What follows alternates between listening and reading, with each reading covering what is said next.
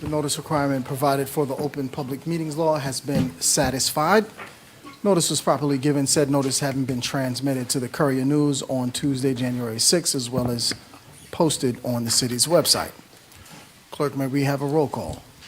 Council members Briggs Jones, Present. Cherry, Present. Graham, Present. McCray, Present. Wyatt, Present. Vice President Sessoms, Present. Council President Hockaday. Present. All members present in a quorum. Thank you. Please rise for the Pledge of Allegiance and remain standing for the invocation.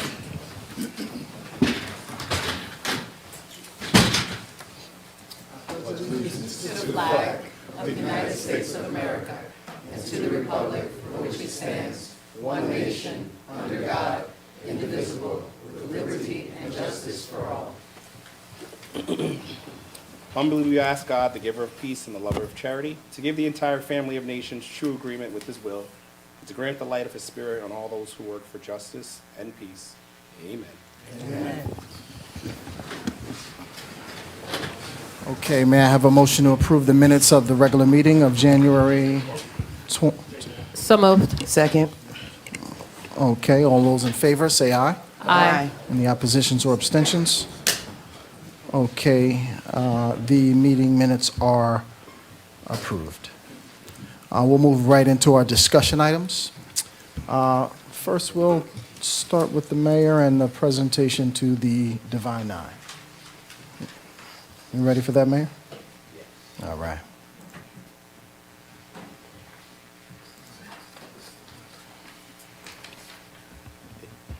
Is there anyone here representing the Divine Nine? I'm Kappa Alpha Psi. Zeta Phi Beta. Yeah, no. We got Zeta Phi Beta, Delta Sigma Theta, Kappa they Alpha went Psi. I meant They went home. I meant the Pan-Hellenic Council president, namely Sherlock Dow. Okay. There's no one. Okay. But he is an alpha, though, right? All right. He's an alpha. I will read this proclamation. Whereas the Divine Nine represents the 9 historically black Greek letter organizations that comprise the National Pan-Hellenic Council, NPHC, organization. Alpha Phi Alpha Fraternity, Inc., founded on December 4th, 1906 at Cornell University. Alpha Kappa Alpha Sorority, Inc., founded on January 15th, 1908 at Howard University. Kappa Alpha Psi Fraternity, Incorporated, founded on January 5th, 1911 at Indiana University. Omega Psi Phi Fraternity, Inc., founded on November 17th, 1911 at Howard University. Delta Sigma Theta Sorority, Incorporated, founded on January 13th, 1913 at Howard University. Phi Beta Sigma Fraternity, Incorporated, founded on January 9th, 1914 at Howard University.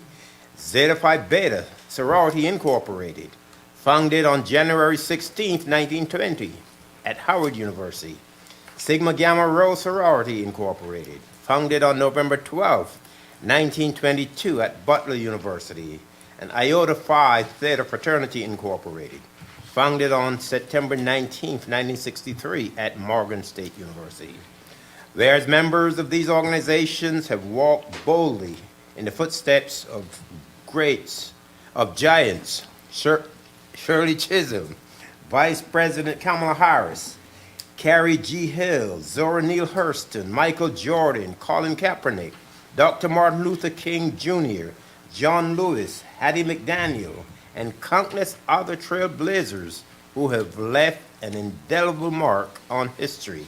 And whereas the city of Plainfield recognizes and celebrates the impact of the Divine Nine on our local community, acknowledging the dedication of fraternity and sorority members who uplift and inspire through mentorship, scholarship, programs, health initiatives, and civic engagement. Now therefore, be it resolved that the mayor of the city of Plainfield, on behalf of its residents, proudly recognizes the invaluable contributions of the Divine Nine in honor of African American History Month 2025, and be it further resolved that the City of Plainfield encourages all residents to learn about, support, and celebrate these historic organizations that continue to shape our nation and build a brighter, more just future for generations to come.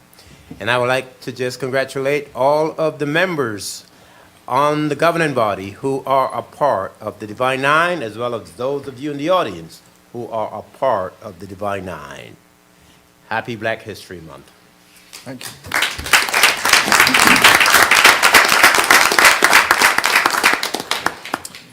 Thank you so much.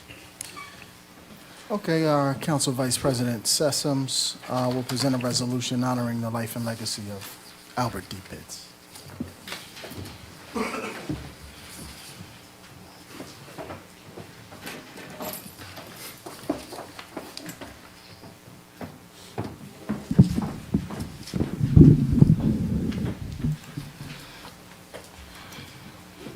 Thank you, Council President.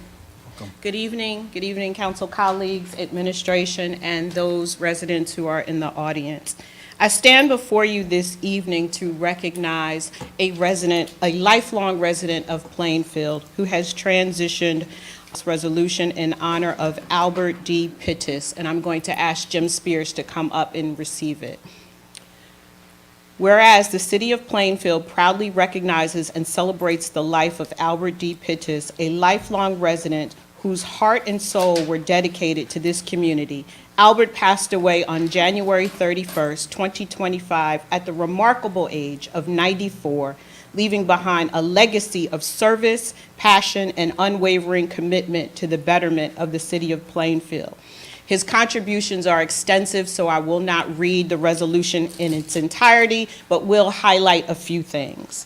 He was a graduate of Plainfield High School, class of 1948. He also graduated with a bachelor's degree from Princeton University and also received an MBA from Rutgers University. He was called to duty in 1953 to 1956, serving as a communications officer in the United States Navy. He was president and treasurer of the Plainfield Business Association, Plainfield Special Improvement District, Plainfield Parking Authority and Beautification Committee, Anti-Litter Committee, and Cultural Heritage Commission, always striving to enhance the vibrancy of our beloved city. He was a 40-year team organizer of the Plainfield Festival of Arts. Albert's devotion to Grace Episcopal Church was unwavering from his early days, singing in the choir and serving in the vestry. He was a beloved figure in the Netherwood community, championing preservation and social initiatives that strengthen neighborhood bonds and enhance the quality of life for all who called Plainfield home.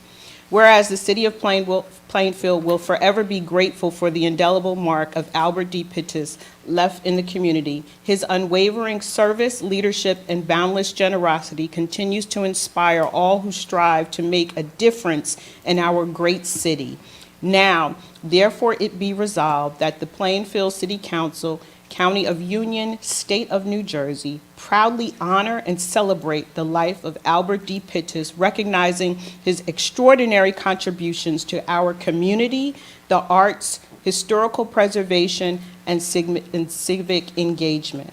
Therefore, it further be resolved that a copy of this resolution be presented to the family of Mr. Pittis as a token of the City of Plainfield's deep appreciation and admiration for his incredible legacy. And I know that his daughters are watching via virtual meeting. And speaking on behalf of the family will be Jim Spears.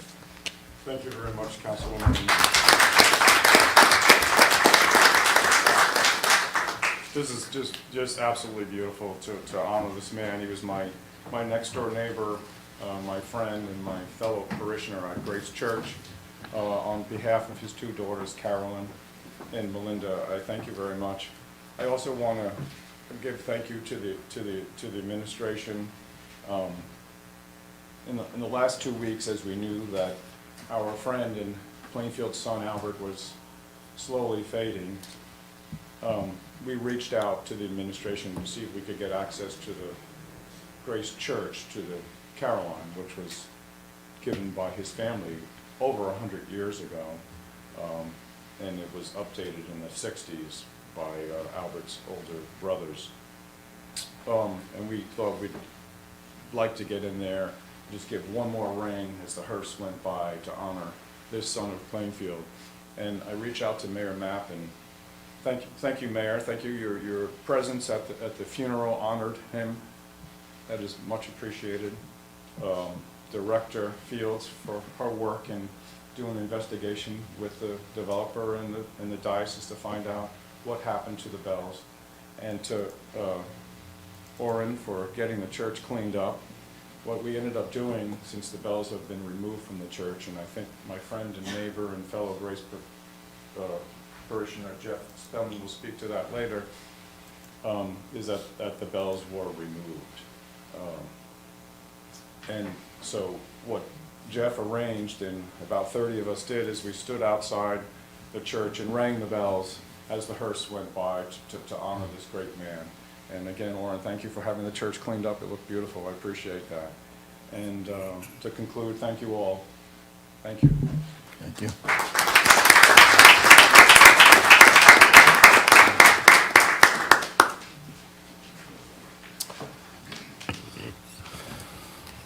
Okay. We'll move on to our business. First, with consideration of public hearing, second reading, and final passage. We have ordinances MC 2025-01 through MC 2025-07, which are scheduled for public hearing and final passage for the regular meeting as advertised. We now move on to resolutions. Legislative body items will be first. Do we have a consensus to add legislative items R11025 to R11125 to the voting meeting? Yes. Okay. Any of those items that we wish to take off? Hearing and seeing none. All in consensus, say aye. Aye. Any opposition or abstentions? Okay, those shall be added to the voting meeting. We will next move to the mayor and business administrator items. Would you please present your items? Yes, thank you, Council President. You're welcome. We have two items for advice and consent. The first one is our reappointments to the Plainfield Shade Tree Commission, and the second one is a reappointment for Judge Carl Marshall, who serves as our Chief Municipal Court Judge. The next one is a resolution to execute an agreement with Claims Resolution Corp. You might know them as CRC. They're our third-party administrator who handle our workers' comp claims. They've been on for quite a few years, and that amount is $49,500. There is no increase from the previous year. The next resolution is a renewal for Lita Gonzalez to serve as our interpreter for the court. This is we are legally obligated to provide this. We also want to provide this. She provides interpretation for every language, including sign language. And if she can't do it herself, she has, in her staff, they provide everything. And this is an increase. We're going from $87,000 to $100,000 in this year's budget because, as you may recall, we added a new session. A new Thursday morning session in the court, so there's an additional session, therefore we have to have her for more hours. And then finally, we have the annual fireworks agreement for the 4th of July. Okay. Any questions or comments from council members? Council President, on the fireworks, is the $30,000 what we paid last year? I think we always have up to $30,000, yes. Thank you. Any others? Okay. Do we have a consensus to add these to the voting meeting? Yes. Yes. Okay. All those in favor say aye. Aye. Any opposition or abstentions? Okay, those shall be added to the voting meeting. Department of Finance, please present your items. Good evening, all. Good evening. I have 5 resolutions for your approval. Resolution R-11725 is resolution granting advice and consent to appoint Vince Bono as tax collector for the city of Plainfield.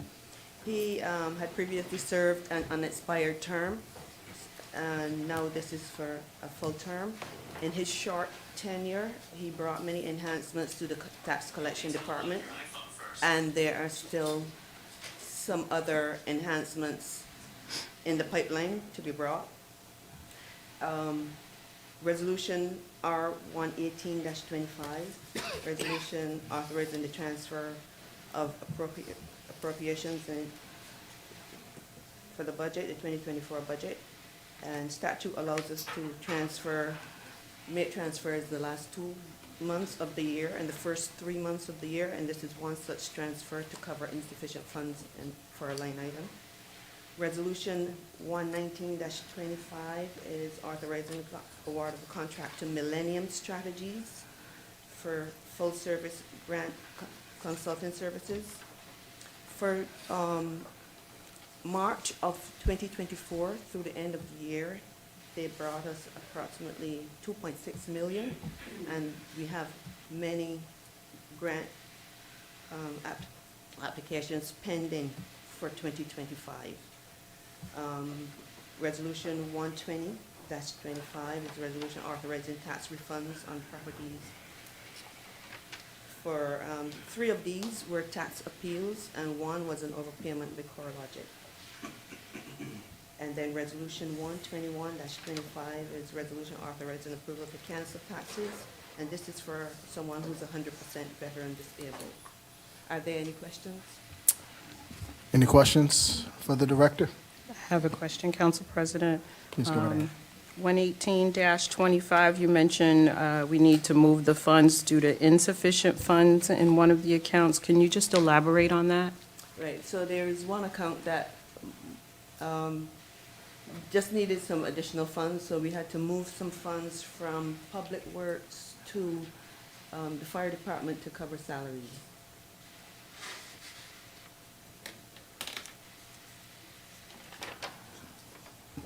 Any follow-ups? I Any have a other question. questions? Council President, for R 117-25, how many hours does this tax assessor work throughout the week? On paper, this tax assessor is supposed to come in about 1 to 2 days per week. But I can honestly say that I can call this tax assessor anytime.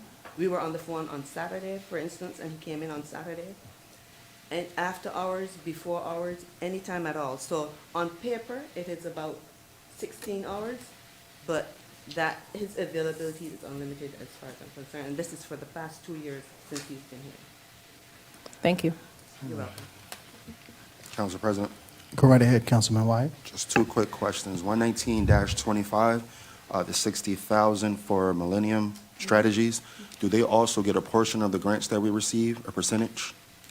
No. No, so it's just No, flat rate, this 60,000 60,000 is the not to exceed fees for them for the year. for the year? Okay. And a question on 118-25, I just thought about this, with the CBAC and preparing for the budget. When are we going to start that process, and is there a way that we can move it up a little earlier so people can be trained and have expectations? Because last year, going through the process, I see that many people were rushed. The process was rushed. So is there a way that we can look to either extend that or start it earlier? I would say we might start that in March, because the process is the department heads have to go through their budgets. Then we meet with the department heads, and we only concluded that last Tuesday. We have to meet with them. Then we have to take all those numbers and we have to put them in, run them. It's a little bit more detailed, so that when we get to you, you have a finished product. So we're still working on those numbers right now, because our last meeting was, we had meetings all day on Tuesday. So I would say, I know I mentioned to Councilwoman Sessions, end of February, I would say sometime in March that we would get to see that. Okay, so a couple of weeks. Okay, thank you. Any other questions? Okay, do we have a consensus to add these items to the voting meeting? Yes. Okay, all those in favor say aye. Aye. Any opposition or abstentions? Yes, I would abstain from R 117-25. Okay, can you note that?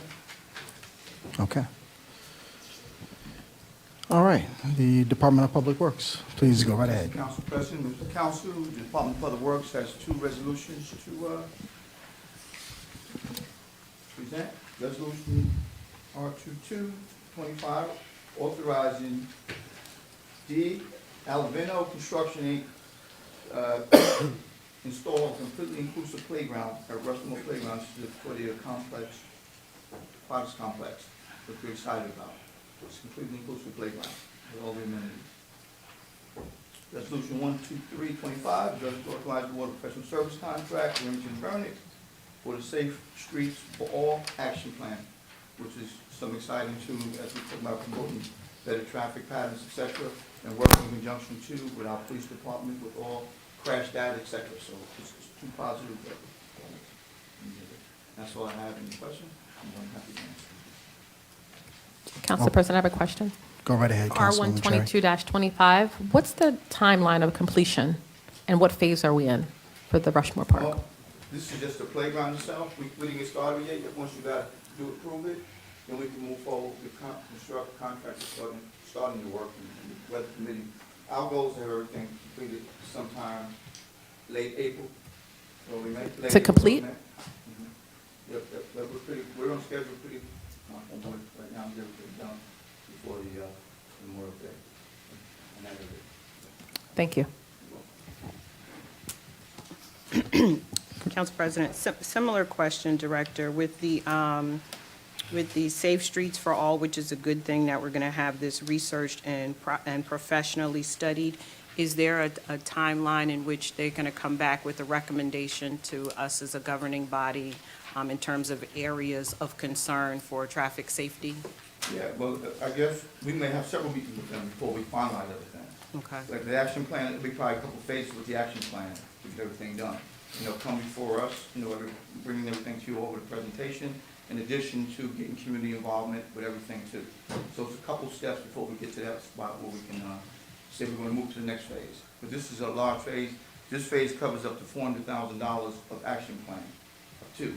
And then we have a $100,000 match, 20% of this grant. In addition, once this is done, then there's another phase. And this is all coordinated with the Federal Highway Administration. So we have to follow all rules and regulations with them as we go along. So. Thank you. Anyone else? Yes, Council President. Yes. On the 123-25, will there be a separate plan for pedestrian safety? That's all part of this whole package. Pedestrian safety, crash data, any type of street widening, everything. It's going to cover every piece of legislation you can think of as it relates to traffic, pedestrians, everything. Yes. Okay, sidewalks as well? Everything. All right, thank you. Crosswalks, everything. Yes. Okay. Do we have a consensus to add these items to the voting meeting? Yes. Yes. Okay, all those in favor say aye. Aye. Any oppositions or abstentions? Okay, these shall be added to the voting meeting. All right, the Department of Economic Development. Director? Good evening, Council. Good evening. So we are looking at resolutions 124 through 140. So the first resolution is related to a lease agreement between where they're going to be trained in anything from carpentry, electrical, plumbing, and so forth. There's also going to be a lumber yard. So they're going to be employed as they're getting trained. We've set up where when we have our pre-construction meetings with our developers, we're going to invite these individuals so they'll have an opportunity to work on the development contracts anywhere from looking at demo on to construction and completion. This is a 75-year lease. It is a $1 lease. We can pick anywhere in terms of a duration between 1 year and 99 years before it becomes a sale. So we are at the 75-year mark looking at this. This is looking for what the city gets back is that we're actually preparing our workforce and we're preparing job opportunities for the city. It's about a 26,000 square foot building that's going to be renovated at the cost of the general contractor. In terms of the utilities and insurance, they'll be responsible for that. This workforce development model, it's certified by the U.S. Department of Labor as well as the New Jersey Jersey Department of Labor, and the intent is only for Plainfield residents. It will focus on ages mainly from 16 to 24. The next resolution is looking at two resolutions, I should say, looking at to qualify our owner's representative and cost estimator. This is for the Center of Excellence. So for the Center of Excellence right now, we are wrapping up our design phase. The cost estimator or the owner rep really represents the city's interest from going from concept on through construction. That means that they will serve as our project manager or our lead for anything related to design or construction contracts. They have a background in construction. They have a background in financial analytics. This particular contractor is Dragonfly Investment Group. They have represented Bloomfield, Livingston, Bergen County, as well as Hackensack Medical as a owner's rep and a cost estimator. So we are proposing to award a contract not to exceed $150,000. Looking at items that are related 127 going down through 129. These are related to professional contracts for the Center of Excellence. Right now, for the Center of Excellence, we have an estimate of looking at the construction costs of about $40 million. We can expect that the cost for our professional services, where when we talk about our professional services, that includes our owner's rep, that includes our architect, that includes our engineers, those, as well as our environmental services. Those are estimated to come in once we're complete at about 10%, which will be about $4 million. What you see in front of you going forward is not the entire $4 million, it's the grants that we've had so far. So far we've presented that we've been awarded grants from ARPA, we've been awarded grants from the Department of Community Affairs that are related to development, related to recreation. We are also continuing to go after more grants to make sure that we're able to pay for our professional services as well as our construction. So looking at item 127 through 120-125, that's for our architect. Our architect is on board, also a MBE, a minority-owned business with a long-time representation in Plainfield in construction. He has an office in Newark. He also has an office in Harlem. This is looking for the contract that covers going through from design through construction. Also, we have our historical services that are going to be led under here too. Again, what we're looking for the Center of Excellence, this is a 55,000 square foot recreation and cultural enrichment center. This is going to include a competition pool, a basketball court, multi-purpose space, art studios, classrooms, as well as event spaces. Then what we have for 128-25, that's for Remington Vernick. They are going to serve as our mechanical, electrical, and plumbing engineers. This is expanding a contract with them where they started just to give us a concept. Now we're refining down for the schematic design, going on to design development, and up until 30%. So this is for those services. The same thing with CME. They're going to be our structural engineer. So what they're going to look at is looking at the concept, looking at the schematic design, and going forward. Again, in total, we expect that the professional services are going to come up to about $4 million. Right now, we're a little under 2 for what we're looking at. 130-25, looking at 131-25. This is related to our market analysis retail recruitment services. So with this services, what we want to do is develop a targeted retail trade study. So that's really looking at what retail we want to attract to the area, what type of stores. Then we're going to also get an online retail trade dashboard, and this will allow us to interact with potential retailers, something like LinkedIn, where they can see the profile of our city. They can see if they have an interest in our areas, whether we're talking about restaurants, whether we're talking about different services, or looking at products. They will also help us with site identification, so looking at the different mixed-use areas that are around. They'll develop a retail site profile. With the retail site profiles, it'll profile an area, for example, and say, well, this is the amount of acreage you have, this is the potential building square footage there, this is the type of foot traffic you get, this is the type of through traffic. They'll do a highest and best use analysis. They'll identify the different categories, whether we're talking about healthcare, which we've already seen while we're going after urgent care. They'll look at if we could get another hardware store, for example, florists, what type of restaurants, what type of restaurant groups to go after. They'll also help us with a retail plan and actually do outreach to retail brokers. This particular vendor has served in over 850 communities and 41 states. We've met and interacted with this retail recruiter at a previous conference. It was the Innovation Commerce Serving Communities Conference.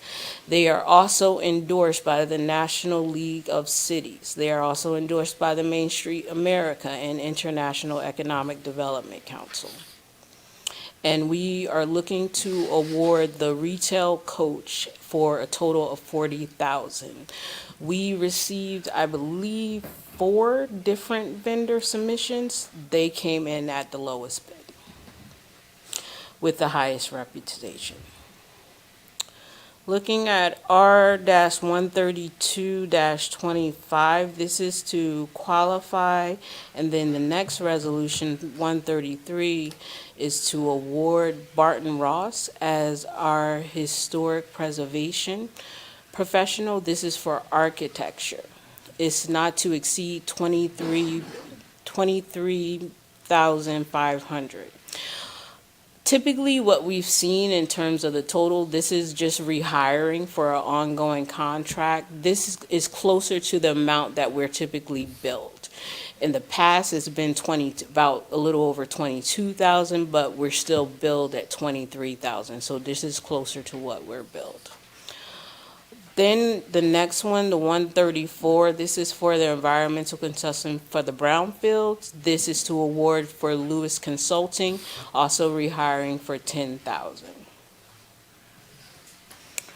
R-136, this is to look at a non-condemnation redevelopment study for 817 West 7th Street and for 736 to 746 Grant Avenue. 137-25, this is to designate the Jerusalem Lodge, or also known as the Freemasons. This is for them to renovate their existing building. This is a historic building that will be rehabbed. They actually have a historic grant to work on it. This is a 4-story existing building. What they want to rehab is their banquet hall space. They also have several community spaces in there. This is a civic organization. Resolution 138-25, I am asking to be removed from the agenda. The reason to remove it from the agenda is that this is Center of Excellence. As I mentioned before, we're going after several grants. Another grant became available last week. We are making sure that we are eligible to take advantage of that grant. R-139-25, this is looking at 520 to 532 South Avenue. This is to designate the developer, Equimax Development Company, to build 14 affordable townhomes for sale. This will look at the townhomes on our property. The city will enter into a public-private partnership where instead of seeing all of our proceeds, we are going to ask the developer to place a portion of the proceeds into a down payment assistance fund. That down payment assistance fund will be at least $230,000, which will allow each of the Plainfield residents to be eligible for $30,000, at least $30,000 in down payment assistance. We expect the price point of these units to be between $450,000 to $490,000. What this means is that this will be a deed restricted property, where the deed restriction will be in terms of income. The household will have to be between 150 and 250 to be eligible. To be eligible for the down payment assistance, they will have to provide proof of Plainfield residence for at least the last year. And they will also be receiving a pilot. The pilot will be the restriction or the duration of at least anywhere between 5 to 10 years. They will not be allowed to flip the property during that time. The next resolution is 139-25. This is to designate Plainfield Homes LLC. This is a combination of two developers that have done work in Plainfield, TD Plus Partners, as well as Gon Sosa. The Gon Sosa group, they typically build homes and have gone through our zoning board for them. So they have experience in building single-family and two-family and three-family homes. With this project, what we're looking for is the city owns a total of 7 properties that are listed. 608 West 4th Street, this is in the 4th Ward. 937 West 3rd Street, also in the 4th Ward. 1147 South 2nd Street in the 4th Ward. 45 Brokaw Boulevard in the 4th Ward, 121 Liberty Street, also in the 4th Ward. And it should be, I'm noting for the record, we have a typo where it says Block 502, then Lot 13, it should say Lot 10. Block 502, Lot 10. The address should be 659 West 4th Street. That is in the 3rd Ward. Also in the 3rd Ward, 1261 to 1263 Arlington Avenue. These will be 6 single-family homes for sale and 1 two-family home for sale.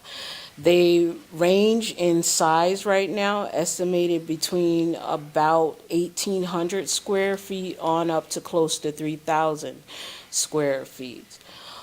The price point of the single family and then the 1 two-family homes, they're going to range between $500,000 and $650,000. These are modern, new construction. Most of these buildings, most of these homes will be 4 bedrooms. Also, again, these will be deed restricted. The restriction will be that the income between 150 and 250. We will provide a down payment assistance. There again will be at least $30,000 available for Plainfield residents for down payment assistance. They will also receive a pilot, and the pilot could be anywhere between 5 or 10 years. Okay, thank you. Okay, questions? Yes, Council President. Going back to R 124-25, what does the timeline of construction look like from beginning to end For the lease agreement? for the construction for the Workforce Development Cooperative? Sure. So they're planning to start in the spring for that. It's estimated that they're going to rehab the building in pieces, so it will be, some of the building will be open and up and running within 3 months. Right, and so I guess picturing the end of the project, I'm just trying to determine how much experience the participants will actually have to place on their resume. Will it be a couple of months, or will it be a couple of years? Will it be 1 year? So when I say rehab the building, they're going to stay open for, that's just not the experience that they're going to get. Sure, okay. That's to get the building open as basically a living classroom. But in terms of their experience, they could have anywhere from a year or whatever the certification to the trade that they're going for. So if they're going for carpentry, it's a certain amount of time, electrician, plumber, so on. Nice, nice. I like this. Moving forward to R131-25. With that study, I'm assuming that's also going to include properties in the Special Improvement District? Yes. So it includes all the special improvement districts. It includes the central business district, anywhere where we have identified as commercial. Sure. So the special improvement district, they were a part of our first market analysis study as a part of the stakeholder committee, and they will continue to do so. Will there be any community input regarding these reports? So we have certain outreach meetings planned, particularly we have our urban enterprise zone plan where we're looking to have input on a strategic plan on February 18th, and that's going to be at the senior center. All right, and finally, once these reports are completed, who's responsible for the execution? So part of it will, of course, be led by the administration, and then we can choose to bring on consultant support. All right, so I want to move forward to R140-25. The deed restrictions, how long are they for?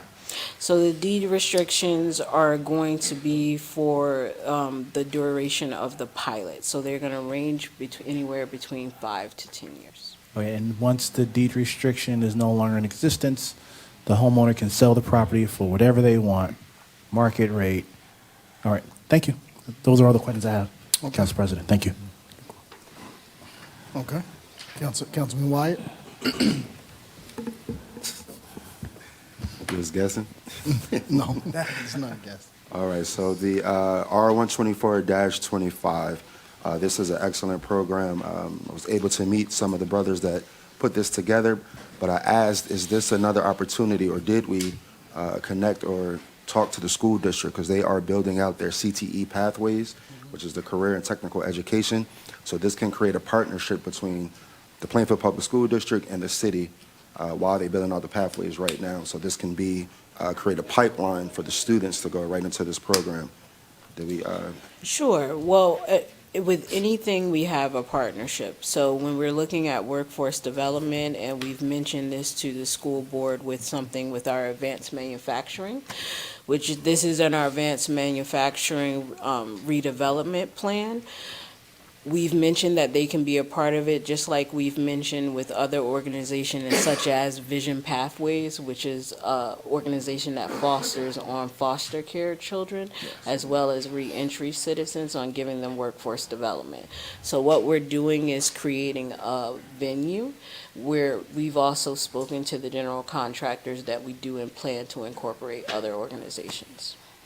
Okay. And there was at the townhomes on South Avenue. Just give me 1 second. Can you just tell me, or just repeat for clarification again? So you said it was 150 to 250 would be the income, the household income, and that will qualify you for $30,000. Can you just repeat that part for me? Sure. Again? So the income restriction is 150 to 250,000. Then what the city is going to do is we're putting in our land. So instead of receiving proceeds from our land, we're going to take a portion of that and put it into a down payment assistance fund that is only eligible for Plainfield residents. Okay. So, for clarification again, 150 to 250 is what the income that you have to make in order to be able to take advantage of the $30,000 down payment? No. So 150 to 250 is what's going to make you eligible to be able to purchase the homes, which the price points are going to be between 450 and 490,000. Okay, thank you. And that's household income, right? Total Yes. household income. Any, Councilwoman Cherry? Yes, just one question. The Plainfield Workforce Development Cooperative, I couldn't find any information about them online. Could you tell me a little about them? Are they a nonprofit, for-profit? So the name is something that we placed on in the Plainfield Workforce Development Cooperative.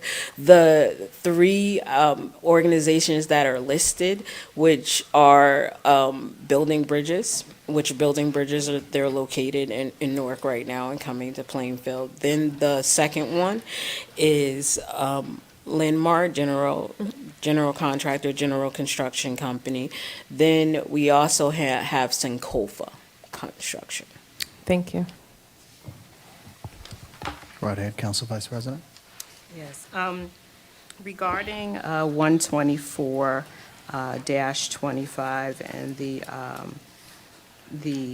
the training program, I agree that these are great CTE opportunities for that age range of 16 to 23, but my question is, having a 16-year-old going on 40, that's not the career path that they tend to be looking at. So is there a way that this opportunity can be expanded, perhaps those of a different age bracket, so that they too can get that training and become a valuable asset to the growth and development of our city? Or are we limited based on any federal, state regulations that this training program has to be for this age group?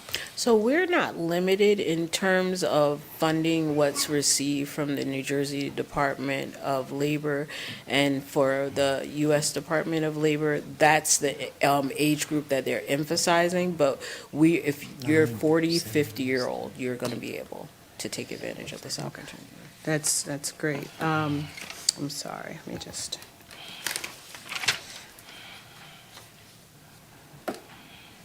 I'm sorry, I'm going to pass. I don't want to belabor the time. Okay, anyone else? Council President, Yes. can we have the changes to 140-25 repeated so that we can move it forward to the regular meeting without having to amend? Sure. Director, can you reemphasize those changes? Ah, thank you. Okay. 140-25, looking at where it says Block 502, Lot 13, it should say Lot 10. The address should read as 659 West 4th Street. Received. Got it? Okay. Okay. All right, very active department. We have a lot going on in Plainfield, and this is just one indication of that. What heartens me the most out of all of these is the opportunity to build out our capacity with our own residents. With so much development happening around Plainfield, there's commonly a sentiment that Plainfield residents want to be included in the prosperity, the building, and this workforce development is a step, a meaningful step in making sure that those opportunities are available.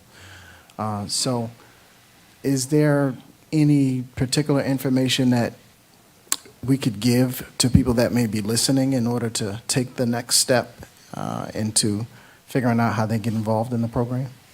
Sure. So I believe some of our partners are here tonight. So you're going to hear from Sankofa once we have a opportunity for general comment. we have the ribbon cutting and we open up the Workforce Development Center, we're going to make it available. It should come in about the time where last year we had a construction job fair, and this is where we thought about these partnerships. We're also going to offer that again and offer the details of the curriculum and the jobs that are going to be available about that time. So I'm looking about May to have further details. Okay, thank you. Council President, I do have a question. Regarding that development, will that be open for charter and public school students? It would be open for any students looking for vocational development, yes. And is there a cost associated? Not as of now, but this is training for jobs. But I want to wait and talk to the partners about this because this is their warehouse. Thank you. Yeah, I would hope that if we're offering it as a training opportunity for Plainfield residents, that the cost be nominal, if not at all. We want to employ and train as many of our residents and make them a part of the solution. So I would hope that that would be referenced at the discussions. Okay. Okay. One more question. You brought up the career fair. What, I forgot what month that was. That was recently, right? We had a construction job fair. Yes, that at- one. It was at the Plainfield Plainfield Public Library. Yes. Were we able to get the data on that to see how many people actually received jobs? So we're working on that, so we'll go back to you. Because we had some developers that signed on for that, but I need to reach out to all of our developers to get those numbers. Okay, thank you. Okay. All right, so do we have consensus to add these items to the voting meeting? Yes. Okay. With the exception Excuse me, I have a of- sorry. question. Oh, you have a question? Yes. Okay, go right ahead. R140-25. One of the addresses is extremely close to my house, the 608 West 4th Street. What's the approximate size on that lot? Because that 608 is a pretty small lot unless you're talking about the corner property that's been boarded up and sliced up and all that other good stuff. The 608. So all of the properties range, if it's single family, I believe it's just over 2,500 square feet. Okay, was that with that parking lot though? That's that whole parking lot? Because there's a parking lot, that used to be the old Mr. Max, right next to it. And, I have it down as a vacant green space, but I'm Okay. looking it up right now. okay, I'm almost positive this is what you're talking, I just wanted to know about the size because it looks like it's pretty small. So Sauce property. when we present to you the Uh-huh. designation, it'll identify the Okay, sizes. all right, thank you. And I was going to ask also as well, when you were talking about the training and attracting the children, and that's something I guess the company can ask also, will the wages be very competitive? So they'll be based on the construction market. So depending on when they get their job with a developer or as a carpenter, it's very competitive. Okay, good. I mean, the trades, they can make easily six-figure salaries. Okay. I just, if, depending on the age, I don't want them to be lowballed either. I just want to make sure that they're We they're gonna be won't fair. set the salaries. Okay. All right. Thank you. Okay. One more question, I'm sorry. Go ahead, no, it's no problem. That's what we're here for. 139-25, what is the median salary in Plainfield? I know we talked about that before. The median income, Salary. 73,000. 73,000. Mm-hmm. Okay. Okay, so I asked for consensus. I heard that there were some items that we would wish to remove. Can you state those items? Are there any items that we wish to remove? May I Nathan? state again, Yeah. Council President, that I asked to have removed item 138-25. Okay, And so that 139-25 as well. I mean, from the consent agenda? Yes. Okay, so we'll vote on that separately. Okay, all other items, do we have consensus? Yes. Okay, besides 138 and 139, all in favor say aye. Aye. Any opposition or abstentions? Okay, those shall be added to the voting meeting with the exceptions noted. Okay, the Department of Health and Social Services. Good evening, Director. Good evening, Council President. I have 3 resolutions for this evening. The first two, 14125 and 14225, speak to the advocacy of the department. I'll talk to the first one.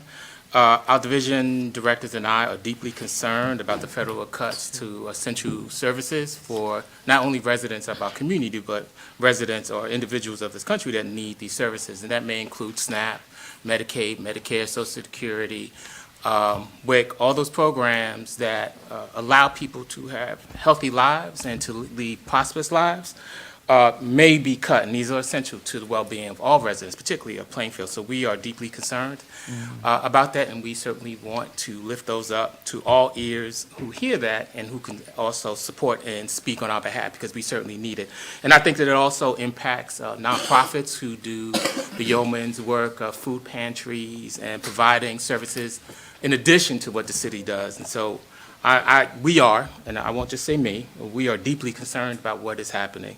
14225, we have done something like this before, but we are talking about things that are happening in our environment that speak to racism as a public health crisis and concern, and as well as systemic discrimination and hate groups. We certainly are seeing a rise in those numbers, and indeed, when you are living under those stressors, it has an impact on your body and your health. So if you are living under stress, it impacts whether you have diabetes and hypertension. Often communities of color, those things manifest earlier, particularly because of the levels of stress that those communities are necessarily under. When we see the rise of hate groups, that contributes to individuals feeling just a sense of being uncomfortable. When we hear families being separated, when we hear of families concerned about whether they're going to be deported, all of these things contribute to what is called stress or wandering, which is kind of a DNA, a genetic change to your system. Most people think it's just hypertension or something, but it could be a possible genetic change to your system, and it's generational. So we are, my department and my division heads and some of our employees are deeply concerned about those things, and we lift that up because it's important that. Well, first off, it is something that this administration has stood on.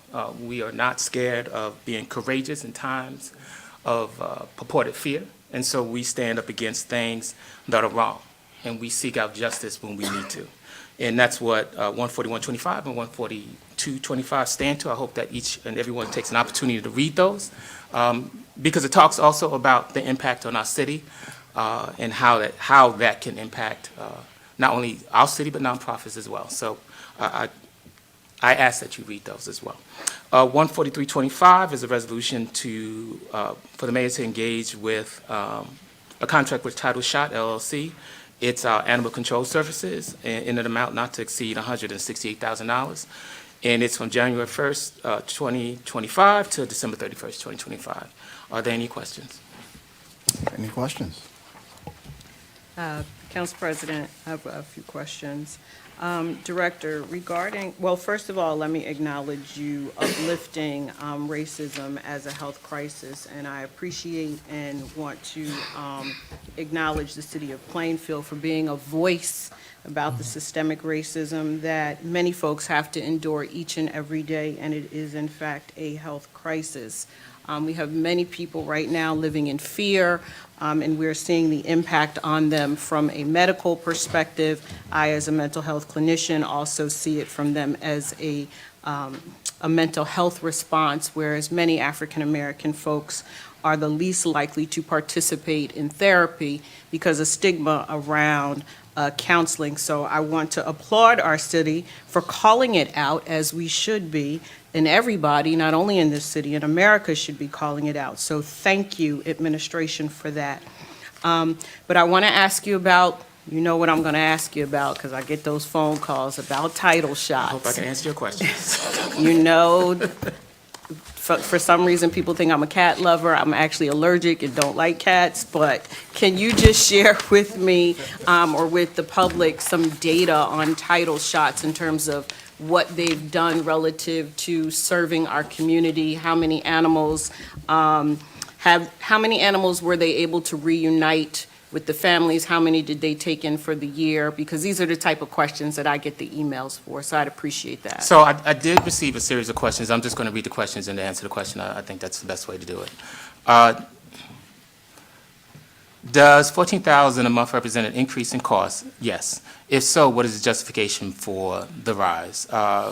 The dog food increase has increased by 5% from $38 to $40 weekly. The disposal of roadkill has increased 4%, and roadkill is animals that are hit by cars along the road and we have to pick them up. Euthanization has increased from 165 to 200. Vet bills have increased due to dogs being adopted and must be up to date with the vaccination. So we are responsible for that before they leave the pound. How many employees does Title Shot have? Title Shot has 2 full-time employees that are ACO certified. What is the total number of dogs taken in fiscal year 2024? That's 133. For the same year, 22 cats. How many of these pets returned to their owner? The total number returned was 81 of dogs. The total number of cats was 3. About 5% were microchipped. What is the average length of stay? The average length of stay is 15 days. When was the last time a representative from the city of Plainfield conducted an unannounced visit to the facility? A council member was there in September, and the ACO, William, I guess I could say his name, goes there frequently.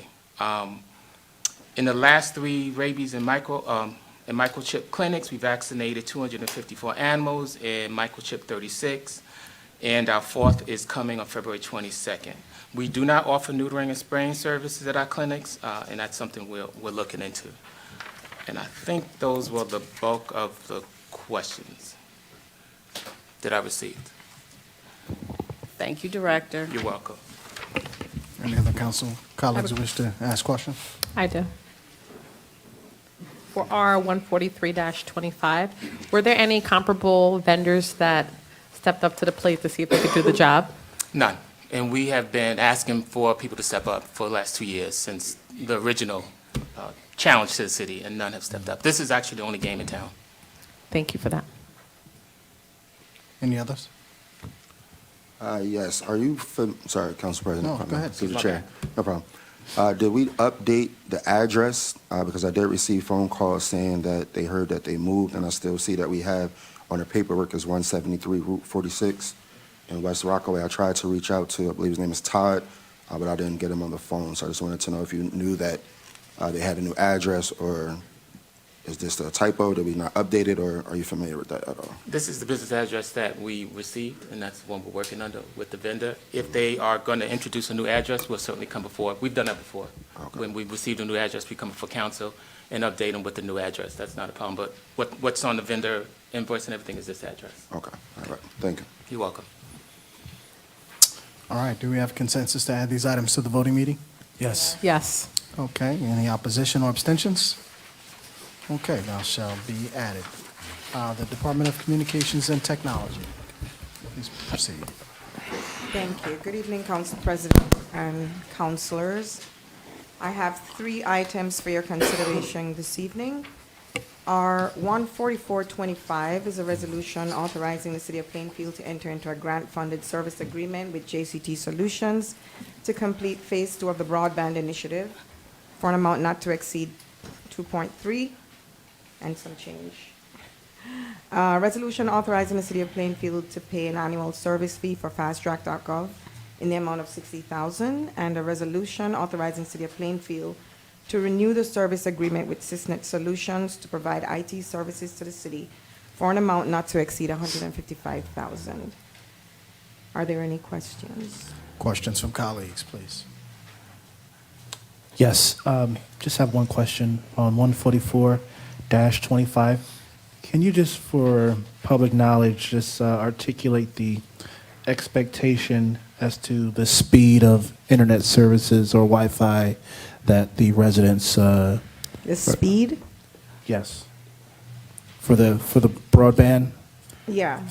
I don't have the exact, I can't say, it's not going to be 5G. Right. Right? I guess. It's going to allow them to access basic services Right. like emails. It's not for streaming. Mm-hmm. It's for, performing, they can, For children, they can do their schoolwork, they'll be able to do their schoolwork. For adults, if they need to work, they can access those things, but it's not gonna be 5G. Right. Like high speed. And that's It's the, gonna be basic internet services. and that's what I wanted to make clear, because most of us have internet on our phones, and so, yeah, it's not, it won't support streaming, but it will support basic functions. Basic functions. Yeah, Yes. thank you. Director Hunt, could you remind us what happened, what occurred in phase one? Sure. Thank you. In phase one, what was happening is that the fiber was being laid, and the fiber was coiled at all the access, at all the areas where we're going to have like Wi-Fi and so on. Phase two, we'll just be connecting that fiber, activating the Wi-Fi, and installing cameras also in those parts and the other public areas that are designated. Thank you. You're welcome. Other questions?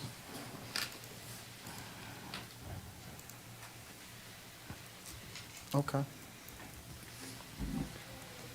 Do we need any clarifications regarding speed or from the floor? I know we have representatives here, but Yeah. no obligation to speak, but if you want to clarify, it's up to you.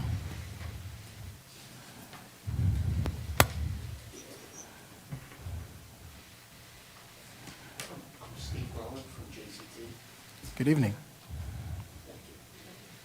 The Wi-Fi will be very fast, very robust. In a given park, we will be installing between 6 and 10 Wi-Fi access points. Each access point can accommodate 500 users. This will be very fast Wi-Fi, and whether it can stream or not is up to you. There will be a firewall, and you can configure the firewall any way you'd like. I prefer you put content filters on it. But firewall comes with content filters. We can configure it to deny or allow anything you so choose. One particular project we did, Livingston Library, recently, the library board of directors had me make it completely open. No restrictions. I'm a devout Catholic, it kind of bothered me, but we did it because that's what the governing body instructed us to do. So it's really, it's your service. We're here to install it, implement it. It will be very fast Wi-Fi, very robust Wi-Fi. Okay. If you would like it to stream, it can stream. If you want us to block streaming, we can. Understood. Okay? Thank you. Thank you. Council President? Yes. Just a quick question. A question was raised asking who will have access to the data. Can you answer that question? Okay. Do the chair, it's okay. Sure. The only data that will be captured and stored is the video. And that'll be answered by stored by the director. The Wi-Fi will not be recorded and stored. You mean video from video cameras? Correct. Yep, from the video surveillance system, yes. That will be recorded and stored in the data center at police headquarters. Okay. Thank you. Thank you. Thank you.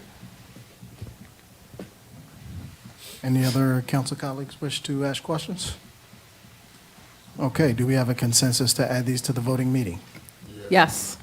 Okay, any oppositions? All those in favor, say aye. Aye. Any opposition or abstentions? Okay, those shall be added to the voting meeting. We now move to ordinances on first reading. Would the BA present that item? Your items. Thank you, Council President.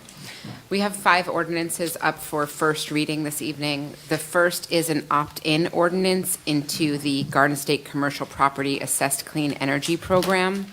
By law, we have to have an opt-in ordinance to participate. The second ordinance is adopting the Myrtle Ave redevelopment plan. This was voted on by the Planning Board at their January 16th meeting. The third ordinance is a tax exemption in regards to Block 218 lots, well, I'll just say the address if it's here, 25 Clinton Ave, 21 Clinton Ave, and 1314-20 West Front Street. And this is their financial agreement with 1314 West Front Street Urban Renewal.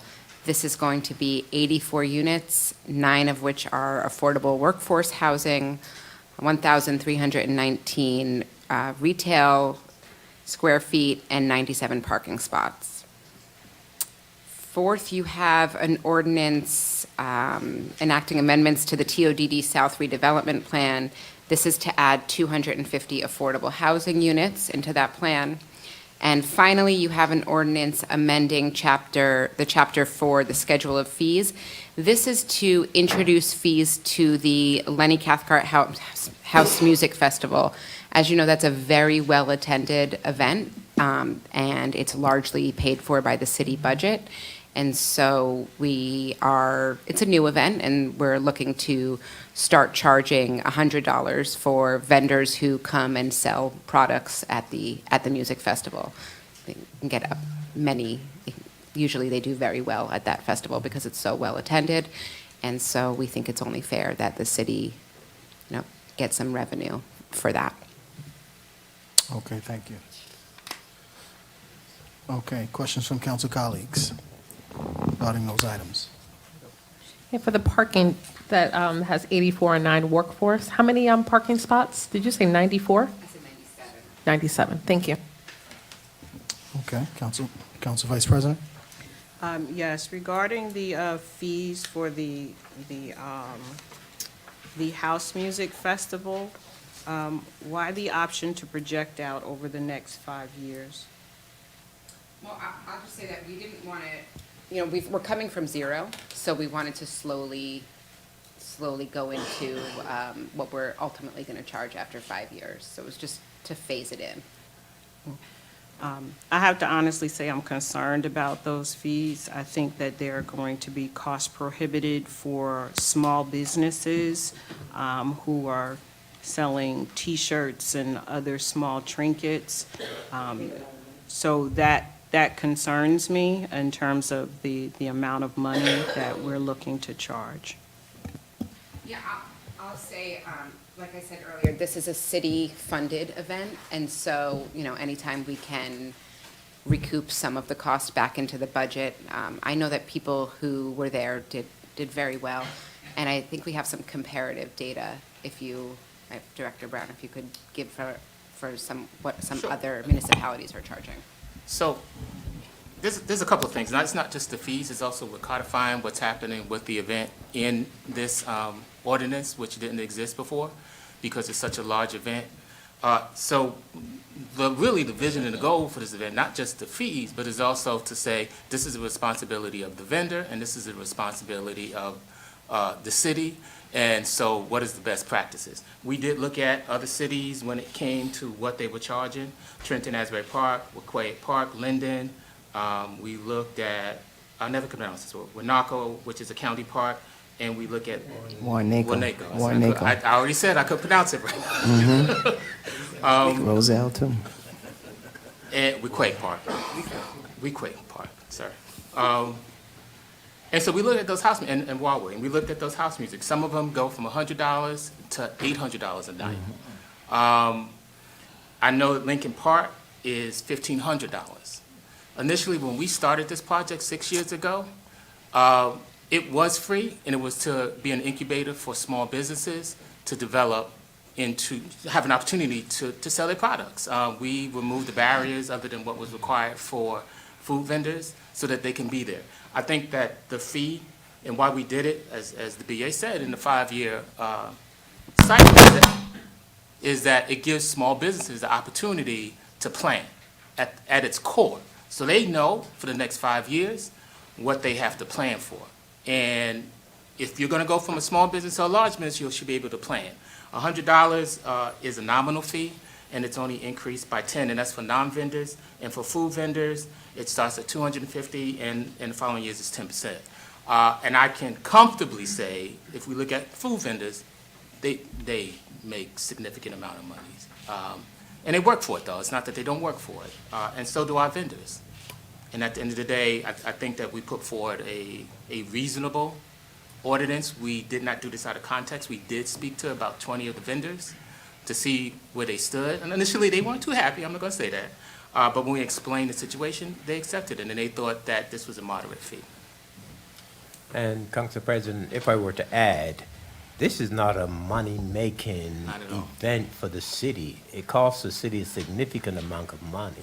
So this merely defrays the costs to the taxpayers. And so we believe it's a reasonable amount to ask the vendors to contribute based on, the costs that we've been incurring. Over the years, and it gets bigger, it's going to cost us more each and every year. Director Brown, with the same ordinance, why is the insurance $1 million per occurrence and $2 million for aggregate? Why so high? Or is that the average? Yeah, that's what we always did. That's not a new thing. We spoke to our Department of Finance, and this is what they require when they reach out to, when they include us on their insured, this is what the numbers have to be. So this is not, we didn't create this. This is our practice. Okay, thank you. Any others? Yes. MC 2025-10. Can you let me know what the rents will be? Oh, sorry. Yes, sure. So they are going to range from, hold on, I'm just opening up the memo. They're going to range from 2031 on up until 2207. And what's the separation between the two? 2031 and you said what was the other number? So let me just go through it. So for the studio market rate unit, it's going to be 2031. For the workforce housing unit, it's also going to be 2031. For the one bedroom market rate, it's going to be 2380. For the one bedroom workforce, it's going to be 2207.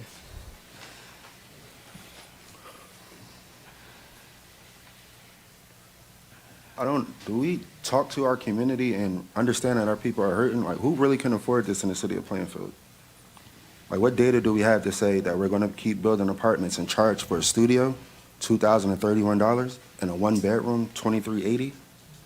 And some of these, that's affordable as well?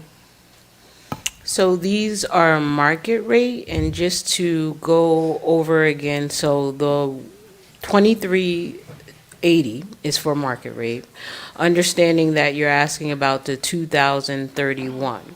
So just to clarify the definition of what we look at as affordable, it's based on the area median income, where we look at anywhere from 30% to 120% AMI. So if we look at a studio, it's going to range 30%, it's going to be 600. 50% is going to be 1,000. 60 is going to be 1,300. 80 is going to be 1,600. 100% is going to be 1,700. And then we can go up and still consider it to be affordable for workforce studio as 2,060, and that is based on our area median income. Okay, so do we do surveys? Do we collect data that says, okay, this is the type of you do? So it's not surveys. The data that we collect is based on the census. And then how we're calculating it is based on how we're advised by the state to look at the area median income and the percentages. So we don't collect surveys. Okay, so for me, it was just troubling to read this and look at these prices. And when I'm out talking to people in the community, our people are hurting. Everybody's hurting. On the federal level, they're afraid of the executive orders that's being written, cutting programs. And here we are on the local level, and we are building more apartments for studios at $2,031. I had a young man just tell me, he was 28 years old, he had a decent job, and he said, I cannot afford this. What what are our people supposed to do that live here in the city of Plainfield? I understand that we have to think about the future and we want people to move to Plainfield, but what do we have here and what are we doing here for the people that live in Plainfield who want better, who wants quality living, they're tired of seeing the blight? What are we doing for them? So in terms of affordable housing, we are looking at affordable housing that are ranging on the lower end. So that's going all the way down to the 30% and also looking at the 60% and the 80% mark. What we're doing with that is that we're working with developers that have experience going after Aspire funding. So to ask for it to be at the lower mark where it's not at the 2,000 mark, they have to be qualified developers to get Aspire and low-income housing tax credits from the Department of New Jersey Department of, New Jersey Economic Development Administration. So when we're looking at that, we're working closely with that, taking advantage of these grants. We're partnering with developers. That's why we're looking at, right now, to date, we're close to looking at 800 affordable units that we have under contract. To be clear, it's not just looking at the low to moderate end, it is also looking at some workforce, and we can talk about that. But the 250 units that are 100% affordable, that's between the 30 to 60% AMI. When we're looking at those senior units, the 120 units that we have there, that's 100% affordable. That's looking to the 30 to 60% AMI. It is not going to be at the 2,000 mark. We have to work with developers that have experience in building these quality affordable housing. Okay, and the next one, MC 2025-12. So I understand that this is an event that's put on by the city, but we all say, and as maybe it's just a buzzword for some, that small businesses are the backbone in this nation. So if we have businesses, why can't Plainfield be the model city and say we support our small businesses and our vendors and we're trying to help them become successful? So I just disagree with these prices as well, passing them on to people who are trying to make money and have small businesses here in our city. I don't need a comment for that. Thank you. Director Fields? Council President. So I know that the administration set a goal for, I believe, 1,000 affordable units, right? Where are we with that number? We are at 871. Thank you. And then for the House Music Festival, what percentage of small businesses are Plainfield versus external from out of our city that vend?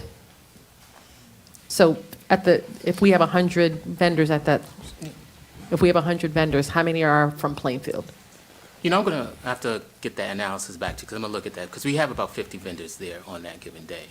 So let me get that number for you. That's an easy one for us to find.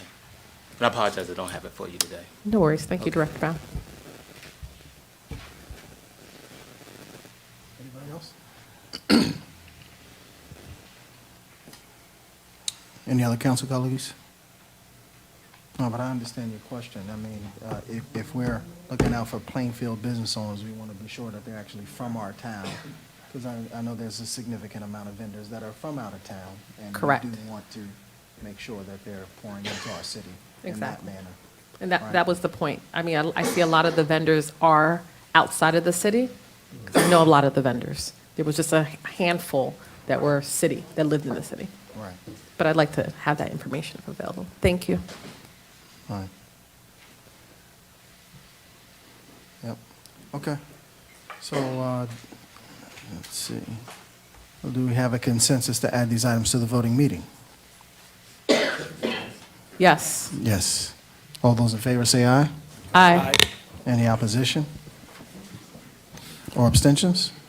Hearing none, these are added to the voting meeting. Okay, we will recess for 5 minutes. Will the council meet at the microphone? We're going to just take some pictures. But we'll recess for 5 minutes and go into the voting meeting afterwards. Recording stopped.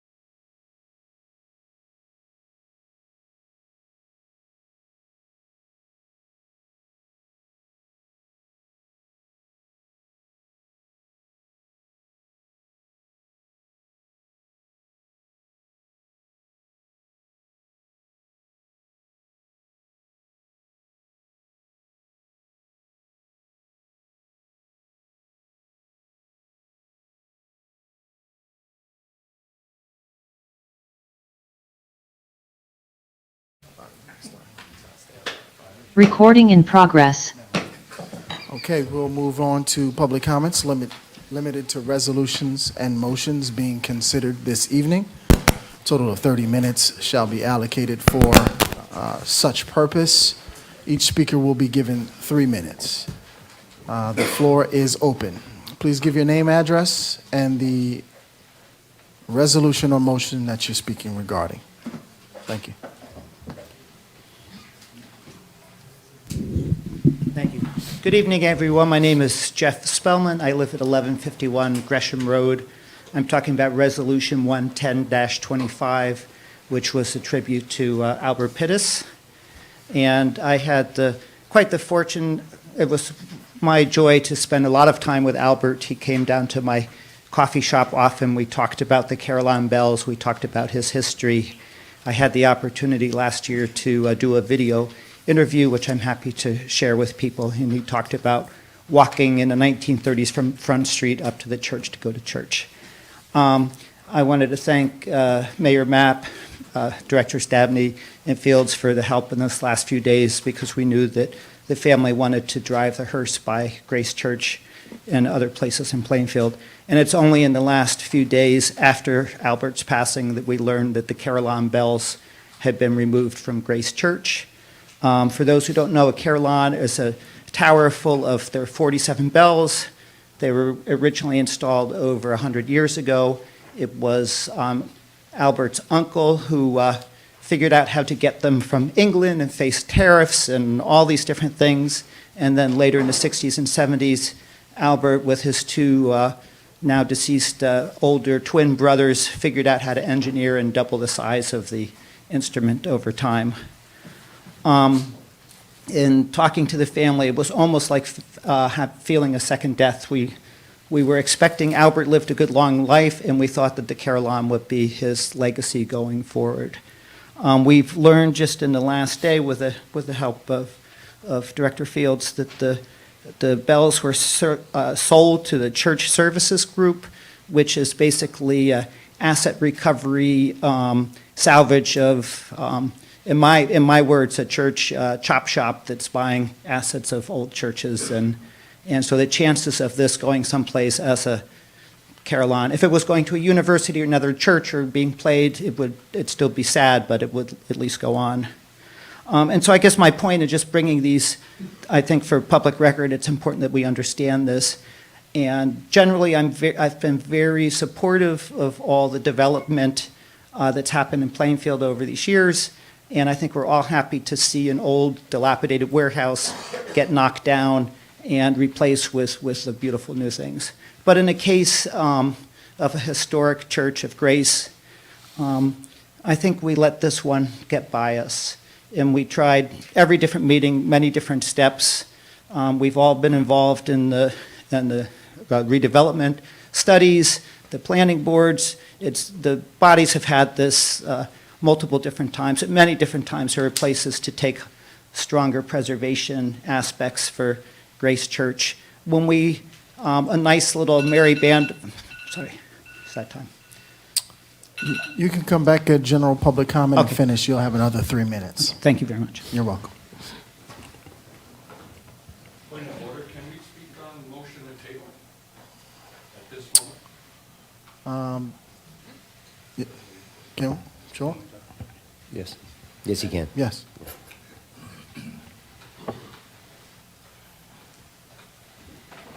Sal Carano, 1284 East Front Street. Thank you for the opportunity to address 2025-01. In my view, stabilized rents, rent control, the opposite of rent control is out of control. And I'm trying to grasp, and I'm in the business, I'm trying to understand why a body would pull, or the administration would pull this to try to protect its people sooner. Its people are, I personally know, and this may not even be addressed in anybody's ideas of rent stabilization or rent control, but the commercial aspect of this town is totally out of control. I personally have an attorney who's a client whose rent went up $1,100 a month. It went up 11. He's now paying over $4,000 a month. It's obscene. Why would we not want to have some form of control when a person's salary didn't go up that much? I would love to have my salary go up that much. I'm sure some of you would love your salary to go up that much. So why? I'm hoping, because I'm going to bang the hell out of this microphone if it's not. I'm hoping this gets inserted at a future council meeting because they recognize there are more things we need to do to protect the public. Thank you. I'm sorry, I may have time. Mr. Cohen, I'm hoping it's time, 11125. The puppy mill, please, thank you for putting it in this form. Thank you for presenting it. Thank you for moving it forward. If it is, if you can, we need that protection as well. And lastly, it was mentioned, and forgive me, I forgot the resolution, but it was mentioned that there is a pilot, there is a 5 or a 10-year restricted deed. What exactly restricted deed does that mean? Where we're now subsidizing a pilot, we're now helping people to move in by giving them down payments to move in. Hopefully, presumably, they're Plainfield residents, first responders, those types of people, which I've attended your meetings to hear. But what exactly is the restriction for the 5 or 10 years? Thank you. Restricts the purchase price, right? What you can sell it for? Nancy Peeble, 1129 Myrtle Avenue. First of all, I want to talk about 124-25. I'm not against this. I think it's a good idea, but I heard the Economic Development Director talk about funding from the New Jersey Department of Labor and the U.S. Department of Labor. As a former worker for the federal government, everybody knows that the federal government is chaos right now.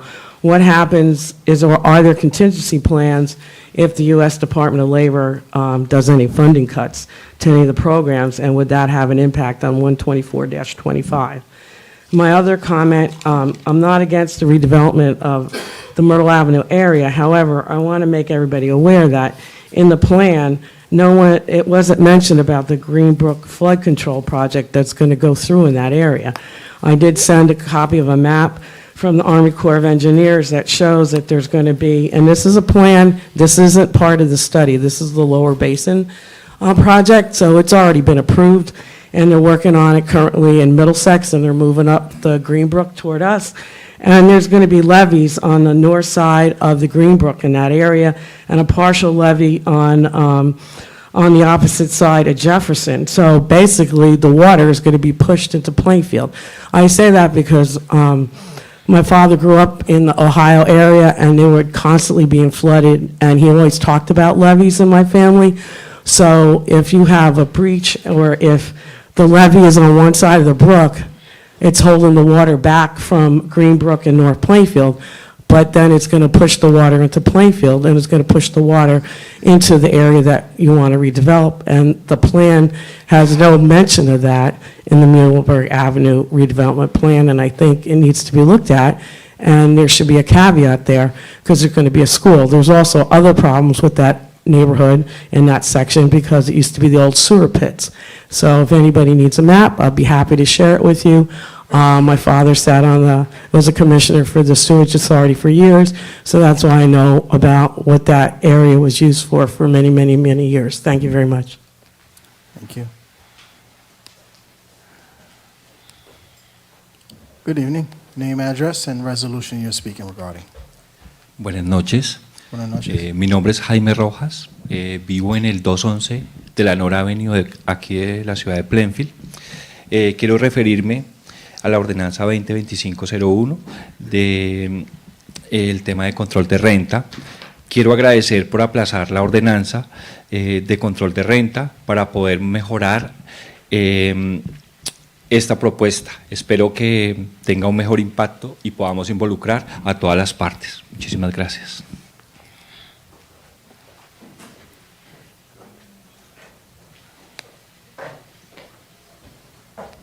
Good evening, I'm Stuart Seisenstrick at 225 Watching Avenue, where Wind the Spirit has one center.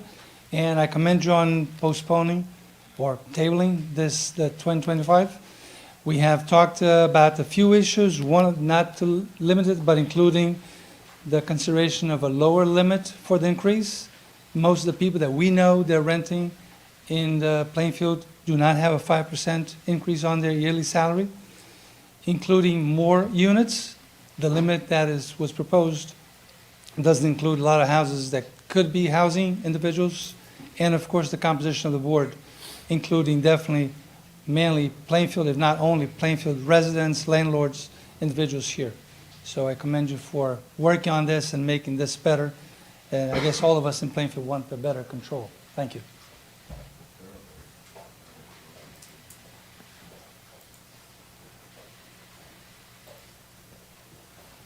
Good night, everyone. My name is Duhain Lemard. I am speaking on Resolution 124. Address for the record, 201 Watchung Avenue, Plainfield. So A&A Lemard General Construction is my construction company. And with the Plainfield Work Development Center, we're pretty much partnering with them to launch a trade school and also a lumber yard. So we'll be doing a full lumber yard where we'll be employing people from Plainfield, and I'm a little bit nervous, sorry.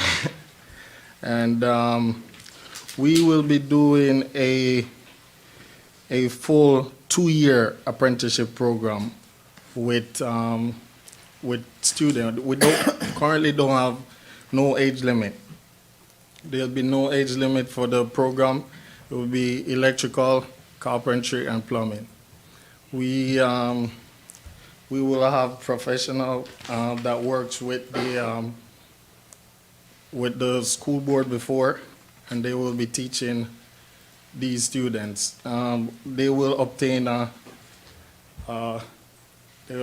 certification that will give them a chance to go to Kane, Rogers afterwards, and pretty much they will be, sorry, a little bit. I haven't been in front of the microphone, I've been on the, so a little bit nervous. I'll just read from the template.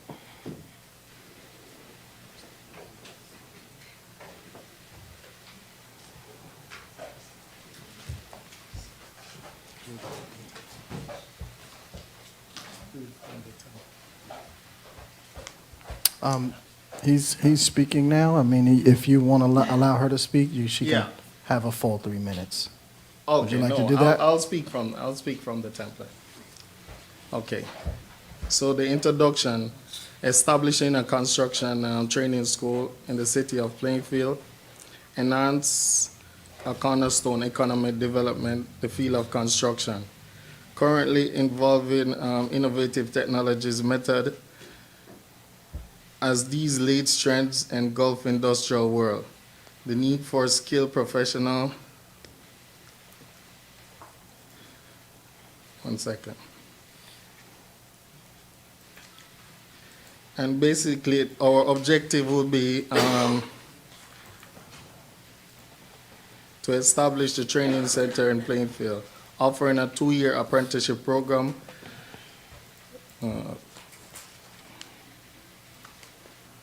The basic requirement will be a GED. We're pretty much not saying that, with a skill, you still have the same qualification as in getting a degree. You're still able to go out and be an entrepreneur like us. My company is successful. even though I'm a little bit, nervous around the mic and the people.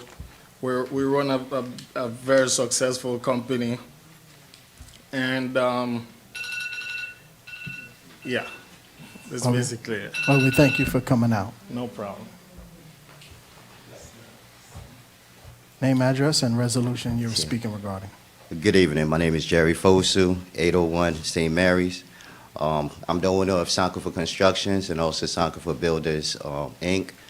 So we have a U.S. registered apprenticeship program, which is approved through the United States Department of Labor, which consists of 8,000 hours of on-the-job learning and also 527 hours of technical instructions. The trades that we're going to be teaching basically are carpentry, welding, electrical, plumbing, masonry. Then we have a 10-week course, which are add-ons of solar panel installation and heavy equipment training. As far as the school district, we have been reaching out and we're working on the cohorts and a pre-apprenticeship for the students so that they can use that as an entry point to get into the registered apprenticeship program. So pretty much when we look at the hours of 8,000 hours of OJL and 527 hours of technical training, that's about a 4-year course that they'll be with. When it comes in terms of contractors and having developers pretty much join in and support, with the new laws that's been passed, anybody that's receiving public works contracts, they have to be a part of a registered apprenticeship. So that's giving us great odds in having a lot of the contractors and developers also join on.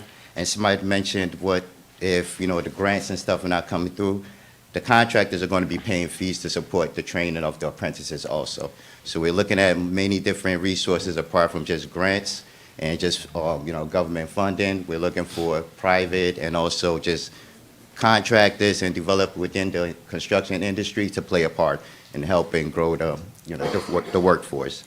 As far as the age limit, there is 16 to 24 years of age for the USDOL program, but there isn't an age limit at all. You can enter at any age, and you will basically get the training. We'll find the funding that's needed to work alongside with you.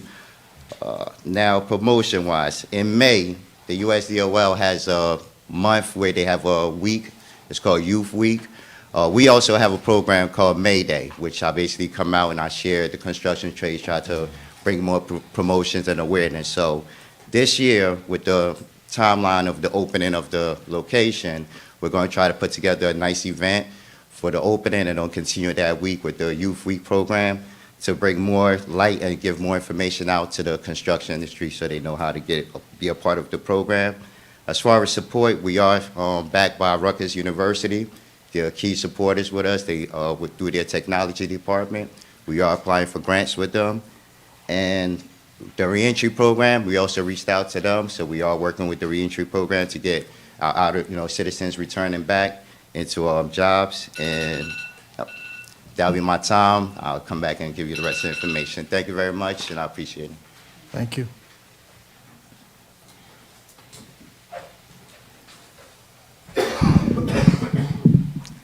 Hi, everyone. Hello. My name is Susan Stepney. I live at 738 South 2nd Street, Plainfield.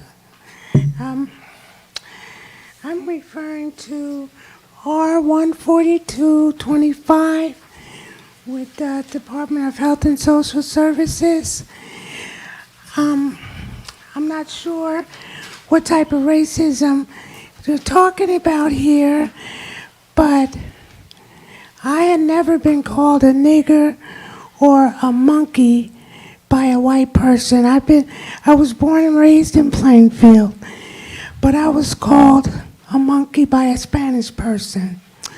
On top of that, my 2 grandchildren, one of them was called a hood nigger and a bitch nigger, and he's only 12 years old, by a Spanish person.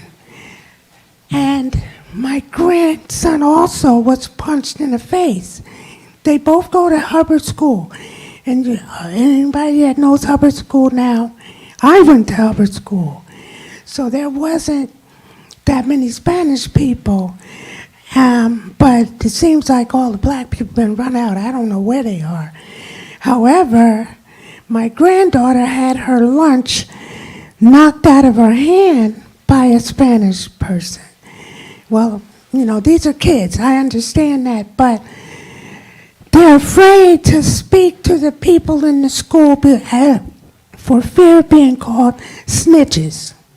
My granddaughter saw a young man who bumped into a Spanish young man by mistake. His whole family, she said, came to the school and beat the child down with bats and things. And she's scared to tell school administrators and people about being hit. And my grandson's afraid. And he used to have locks. He cut them off. And he's been wearing a hood because he doesn't seem to have the self-esteem to own the fact that he cut his hair off. And the Spanish kids keep snatching his hood off his head. I don't understand why,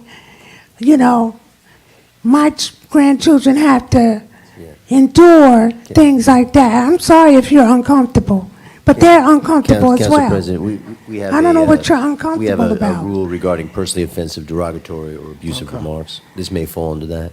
Can you just refrain from using the bad words? What bad words? I'm not going to say them, but we all. But what bad words? I'm not saying any bad. I'm just repeating. Okay. I'm just Speaker's time is repeating up, what was Council said President. to them. Thank you. But bad words, we're adults here. What you talking about, bad words? My grandchildren, Thank you. don't do that, and they don't use those words. Miss, are you going to step forward, please? Step forward, please. No, she's.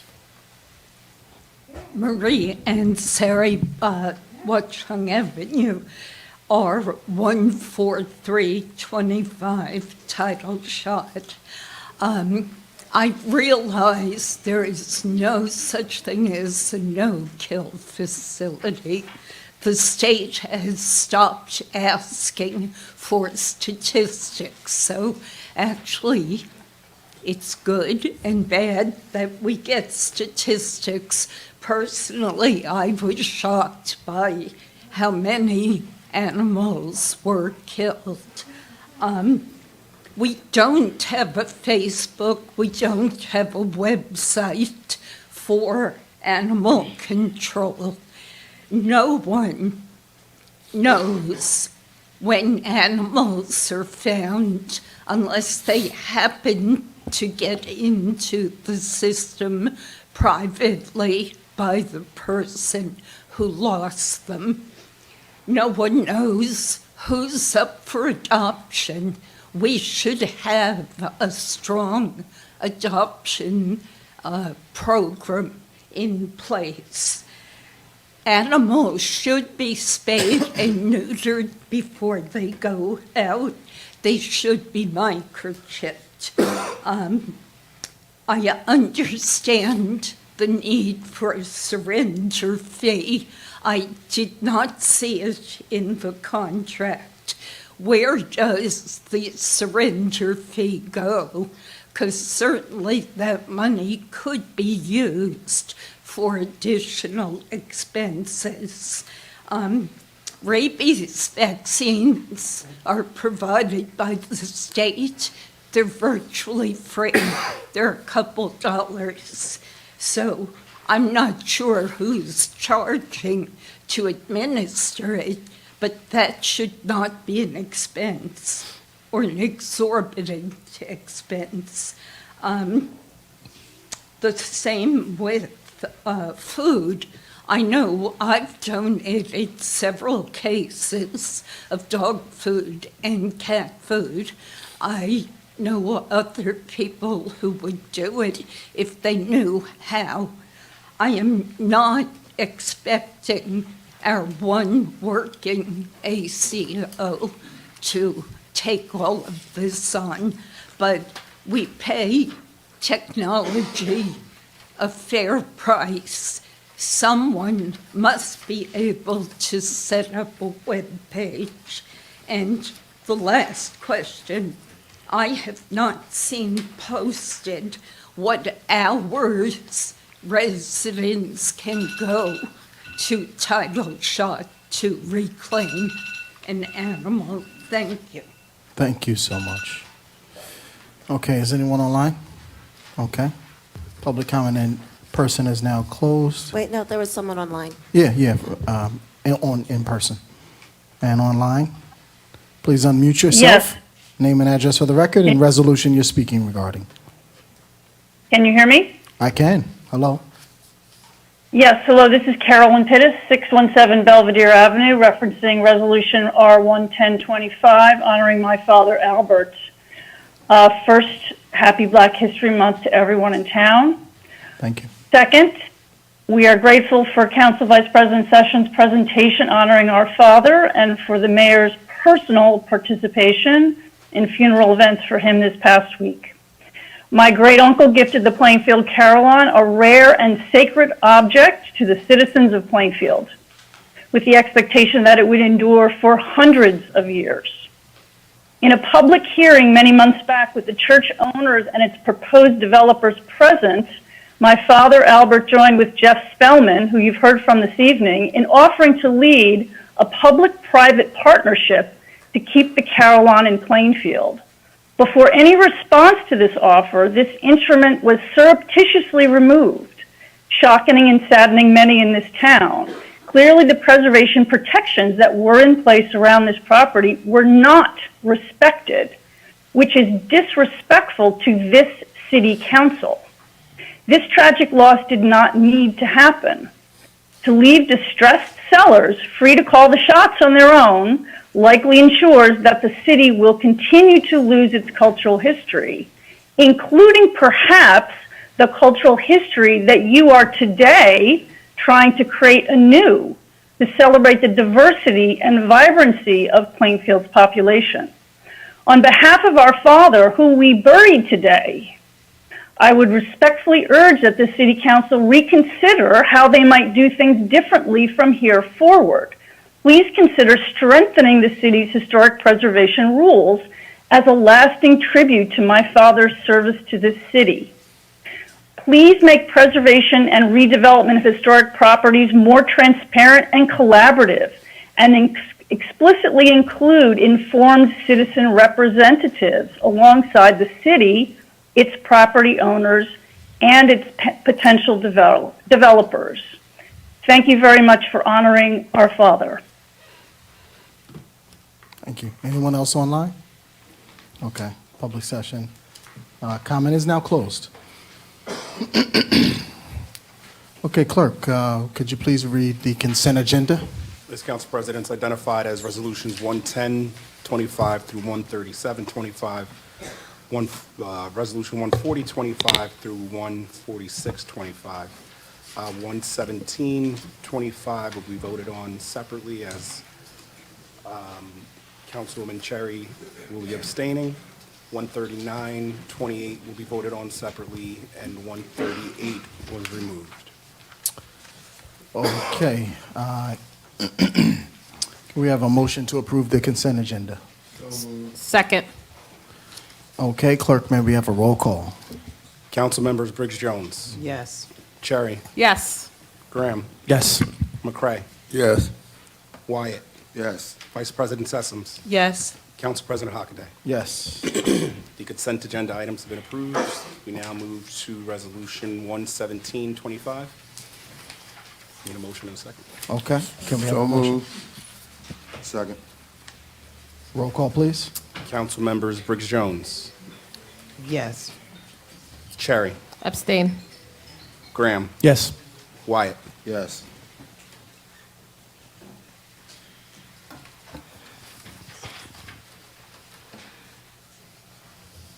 McCray. Yes. Vice President Sessoms. Yes. Council President Hockaday. Yes. 6 in favor, 1 abstention. Resolution passes. Now move to Resolution 13925. Have a So motion. moved. Second. Roll call, please. Council members Briggs Jones.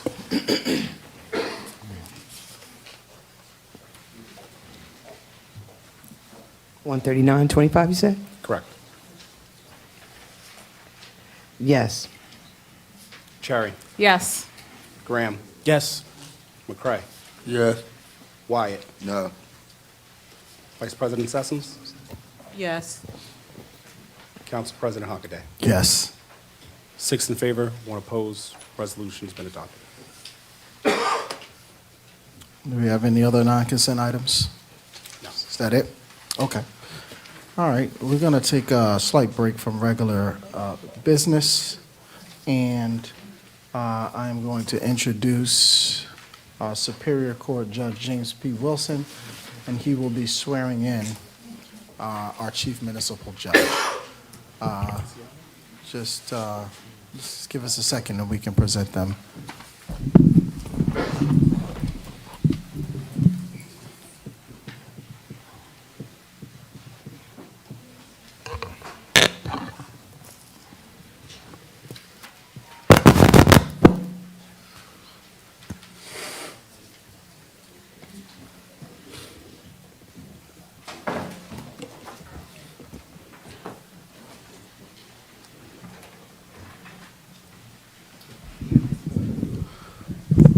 Okay. Introducing Superior Court Judge James P. Wilson.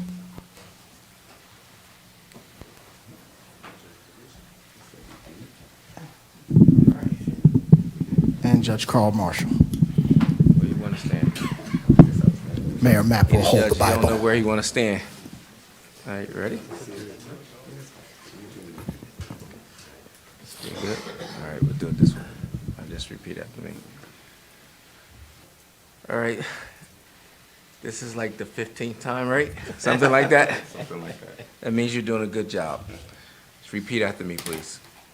I, Carl L. Marshall, I, Carl L. Marshall, do solemnly swear or affirm do solemnly swear or affirm that I will faithfully and impartially that I will faithfully and impartially and justly perform all duties and justly perform all duties of the office of Chief Municipal Court Judge, of the office of Chief Municipal Court Judge, according to the best of my ability. according to the best of my ability.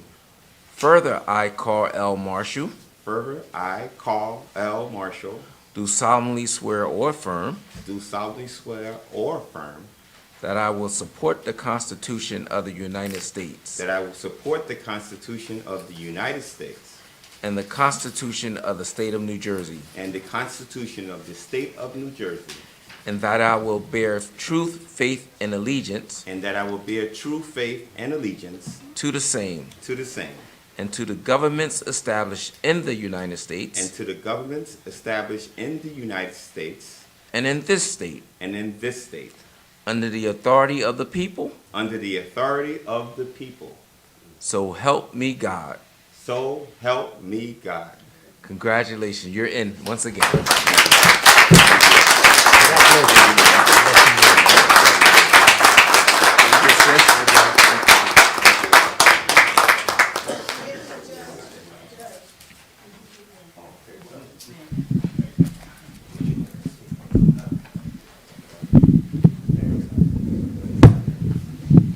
Take off my glasses because they always think we're twins, they get us mixed up. I swear I revoked their license.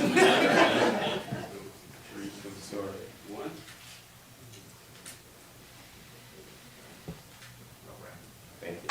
All right.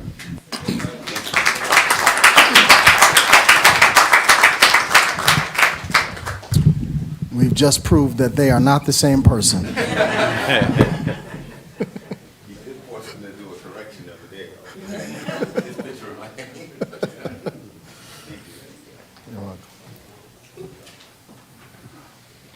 Okay, we now move to ordinances on second reading and final passage. First with MC 2025-01, I am going to entertain a motion to table such ordinance. Since we proposed that on first reading, I've heard from different community organizations, Wind of the Spirit being one of them, expressing concerns with the legislation and giving us more ideas that we need to look at. And it became apparent that we needed to talk to more community organizations as we craft this legislation to make it most impactful for residents. So your suspicions were confirmed that we do just want more time to be deliberate and make sure that it's a good ordinance. I think when we hear from the community that we are that we can do a little better with an ordinance such as this, then we listen.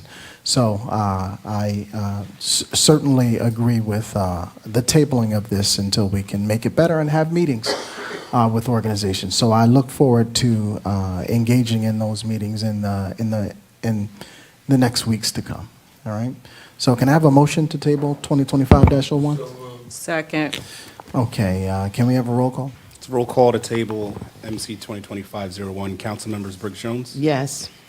Cherry, Yes. Graham, Yes. McCray, Yes.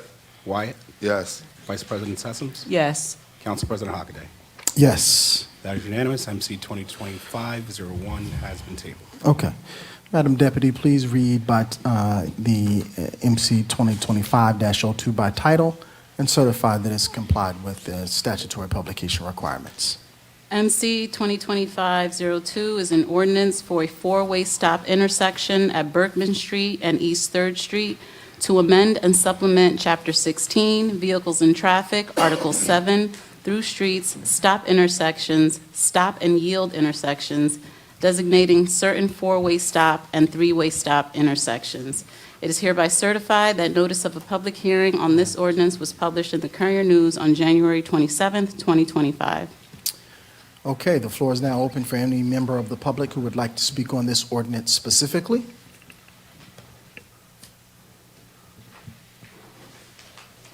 Okay, that was all right, may I have a motion to close public hearing? So moved. Second. All those in favor say aye. Aye. Okay, public hearing is now closed. May I have a motion to adopt this ordinance on second reading and final So passage? moved. Second. Okay, clerk, may we have a roll call? Roll call MC 2025-02. Council members Briggs Jones, Yes. Cherry, Yes. Graham, Yes. McCray, Yes. Wyatt, Yes. Vice President Sessoms, Yes. Council President Hockaday. Yes. That is unanimous. This ordinance has been adopted on second reading and final passage. Thank you. Madam Deputy, please read MC 2025-03 by title and certify its legal compliance. MC 2025-03 is an ordinance of the City of Plainfield, County of Union, New Jersey, adopting the 12th Amendment to the 197 Scattered Sites Redevelopment Plan dated December 12th, 2024. It is hereby certified that notice of a public hearing on this ordinance was published in the Courier News on January 27th, 2025. Okay, the floor is now open to anyone who would like to speak regarding MC 2025-03. Hearing and seeing none, no one online. I will entertain a motion to close public hearing. So moved. Second.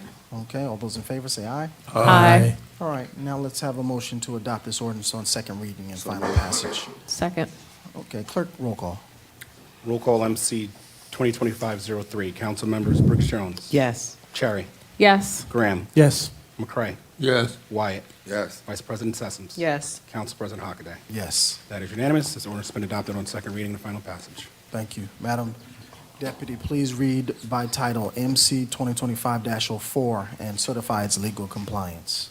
MC 2025-04 is an ordinance to amend Chapter 17, Land Use, 17:8-2.a and 17:8-7.b.6 in the City of Plainfield for the additional requirement of submitting digital copies to the Planning Board and Zoning Board of Adjustment. It is hereby certified that notice of a public hearing on this ordinance was published in the Courier News on January 27th, 2025.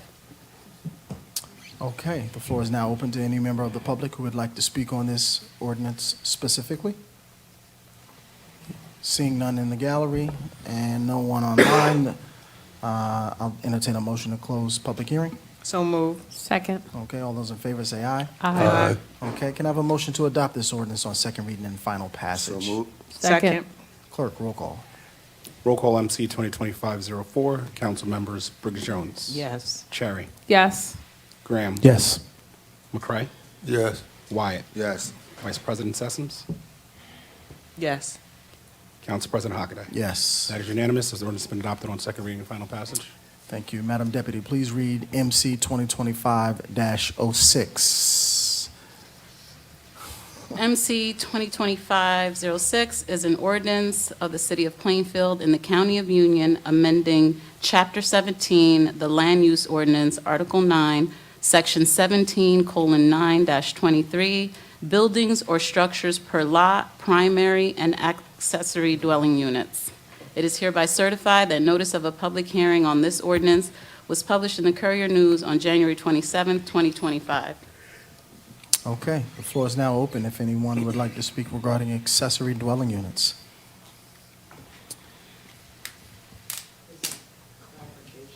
Sure. Nancy Peeble, 1129 Myrtle Avenue. Does this mean that you can take a garage and convert it into an apartment? And if so, they still have to abide by, come before zoning or planning to do that? Yes, so you can add an accessory dwelling unit up to 800 square feet. It can be over your garage, or it could be a separate unit. Okay, so if they're not using the garage as a garage, then they need to come before zoning or planning. Because this as of right, they can go straight to planning, or they can just apply for a zoning permit. Okay, thank you. Okay, anyone online? All right, motion to close public hearing. So moved. Second. Okay, all those in favor say aye. Aye. Did you want to speak regarding this? Okay, let's allow it. Maria and Sari Watchung Avenue. We're still using hyperbole and false information to justify letting sports hunters bring a deadly crossbow We're into talking. our out of order. I'm sorry. Pardon? I'm sorry. We are talking specifically regarding MC 2025-06. Oh, I'm done. I'm sorry, I was outside.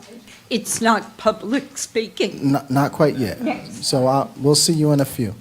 Thank you. Okay, so I'll continue to close public comment. All right, now, may we have a motion to adopt this ordinance on second reading and final passage? Yes. So moved. Second. Okay, can we have a roll call? Certainly. Roll call on MC 2025-06. Council members Briggs Jones. Yes. Cherry. Yes. Graham. Yes. McCray. Yes. Wyatt. No. Vice President Sessoms. Yes. Council President Hockaday. Yes. 6 in favor, 1 opposed. MC 2025-06 has been adopted on second reading and final passage. Okay, Madam Deputy, please read by title MC 2025-07 and certify its legal compliance. MC 2025-07 is an ordinance of the City of Plainfield, County of Union, New Jersey, adopting the Second Amendment to the scattered city-owned parking lots and adjacent lots redevelopment plan dated December 12, 2024. It is hereby certified that notice of a public hearing on this ordinance was published in the Courier News on January 27, 2025. Okay, the floor is now open for anyone who'd like to speak regarding MC 2025-07. Anyone online? There's no one in person. May I have a motion to close public hearing? So moved. Okay, all those in favor say aye. Aye. Okay, may I have a motion to adopt this ordinance on second reading and final passage? So And if moved. adopted. Second. Okay. Clerk, may we have a roll call? Roll call MC 2025-07. Council members Briggs Jones. Yes. Cherry. Yes. Graham. Yes. McCray. Yes. Wyatt. Yes. Vice President Sessoms. Yes. Council President Hockaday. Yes. That is unanimous. This ordinance has been adopted on second reading and final passage. Okay, thank you. We now move to ordinances on first reading. Madam Deputy, please read MC 2025-08 by title.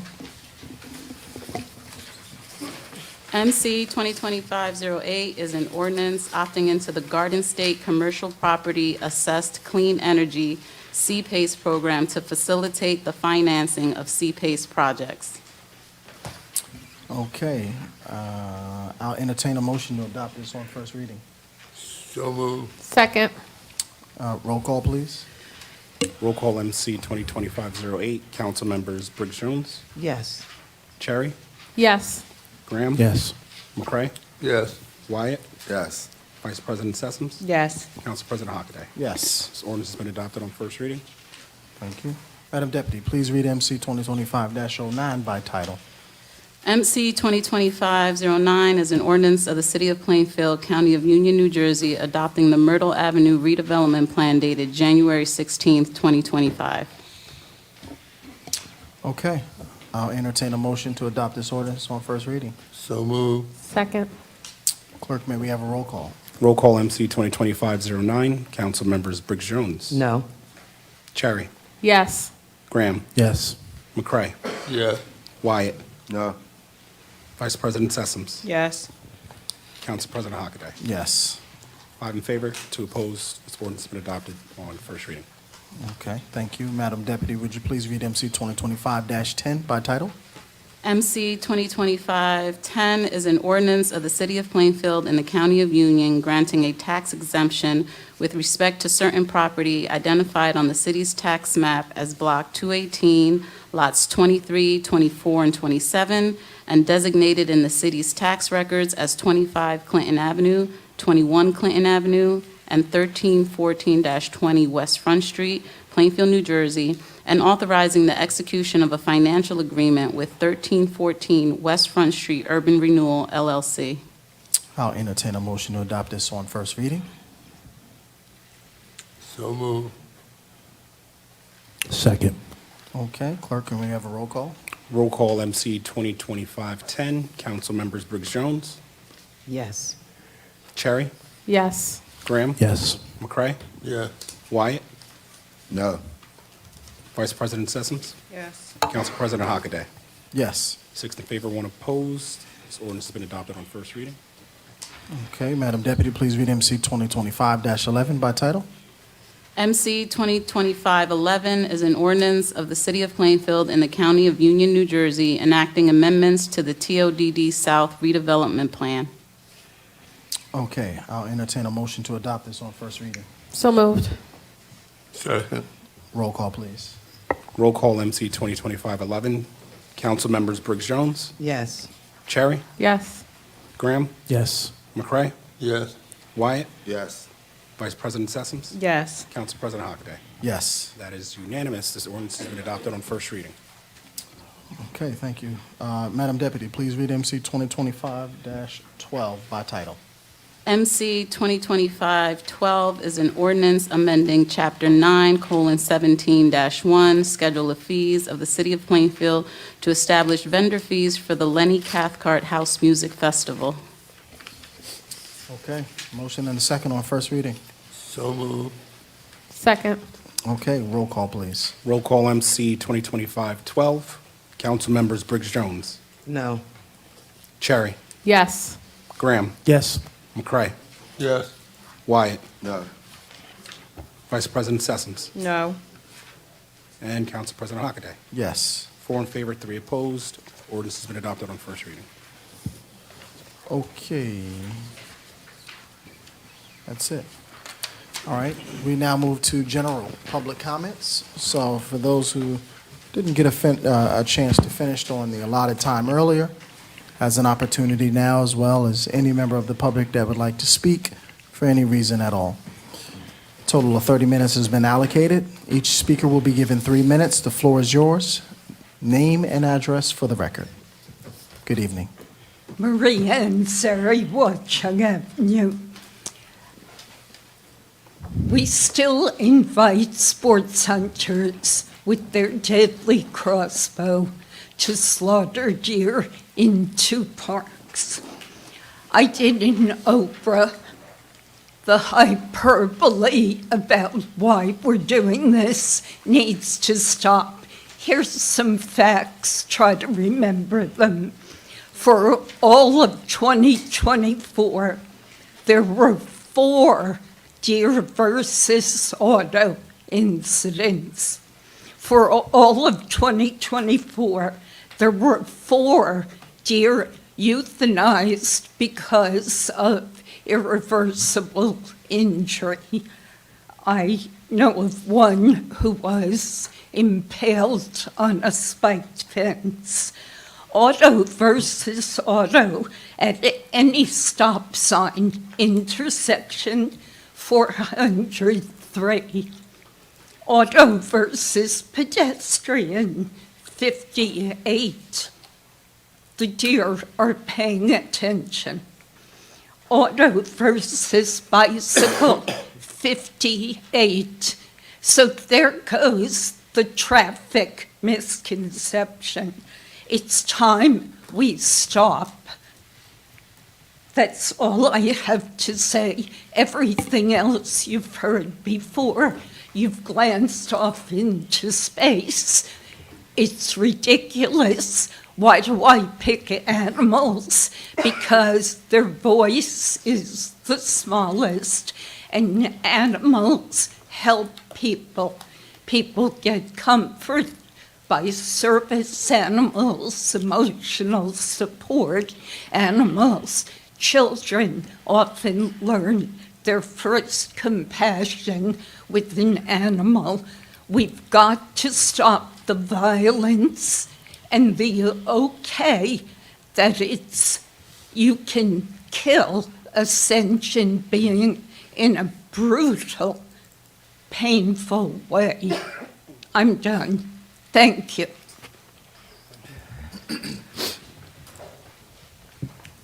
Jerry Fosu, 801 St. Mary's. So, just a recap on the workforce training facility.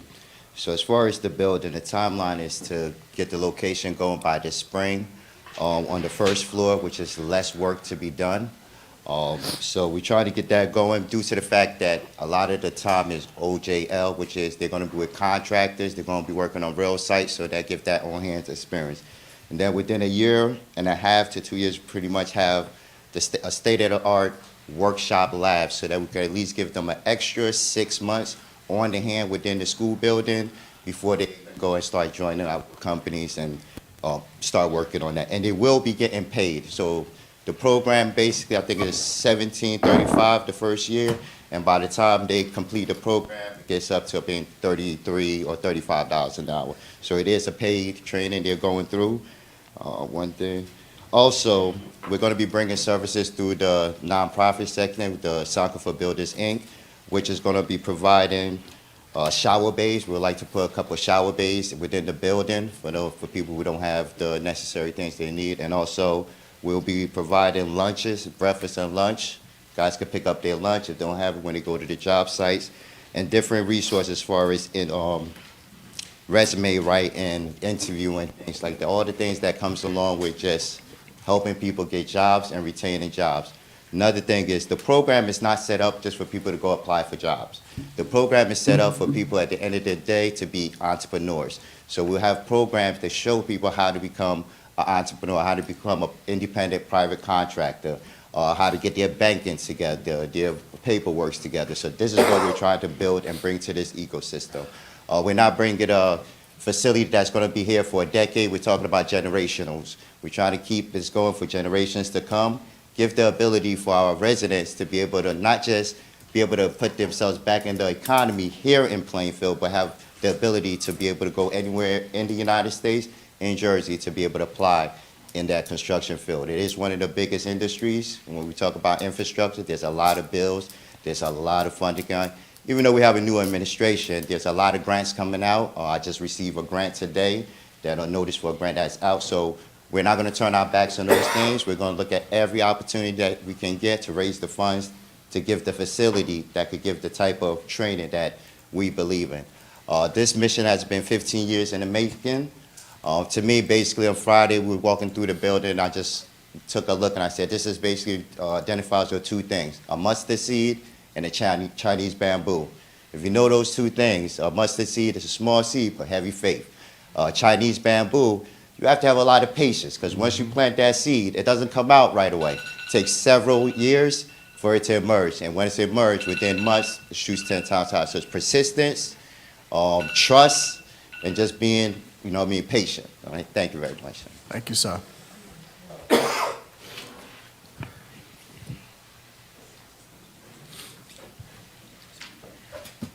I'm just here on behalf of Name myself. and address for the record, sorry. Susan Stepney, 738 South Second Street.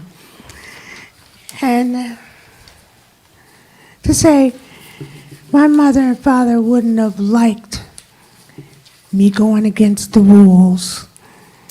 And I understand the bad words that she was referring to, I wasn't directing them at anyone. I'm just trying to tell the story. And he was speaking about how our mental health, she was speaking about we black people don't even look for help, with our mental health. And because it's considered a stigma. But I don't like that my grandchildren say they don't want to tell anybody, that they have to endure bullying or whatever. And the result of that, mentally, emotionally, physically, what the damage that it does. Okay, and I would like somebody to just address it, like in some way, because grandparents, I used to be able to go into the school anytime with my children. I was a classroom parent. I was very participatory in my children's education, and I wish I could go in sometimes and just sit like I used to and observe, or get a relationship with the children so they realize, bullying isn't nice. Everybody wants to be happy. Everybody is there to learn, I hope. And I was valedictorian in my college class. I'm not a dummy. I'm not somebody who's just ignorant, somebody who's just ghetto. I'm someone who loves learning, intended to be a teacher, but had health issues that prevented me from finishing at Columbia University, Teachers College. So, but I still have a love for the school and the classroom and children. I mentor children. I did all kinds of things, as reference to the school system and everything. Forgive me for breaking the rules, but I was just telling exactly what was said. I wasn't trying to be offensive. Thank you. You're very welcome.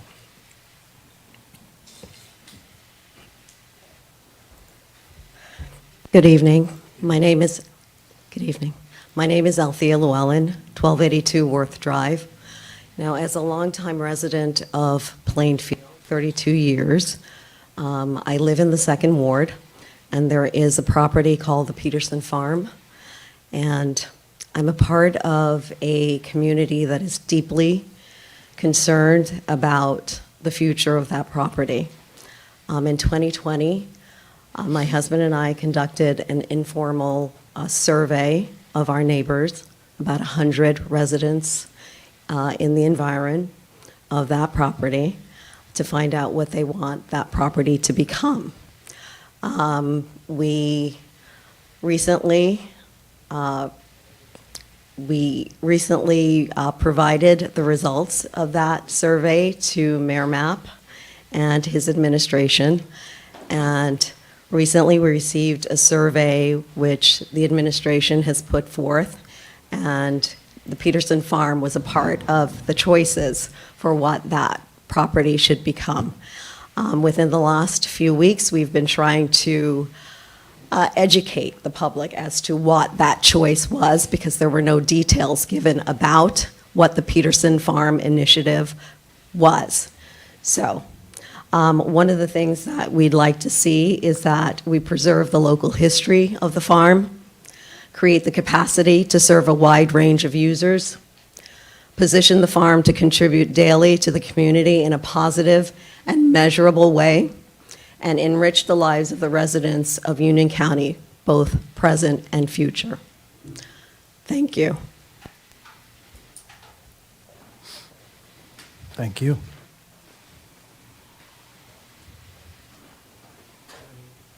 Nancy Pugh, 1129 Myrtle Avenue.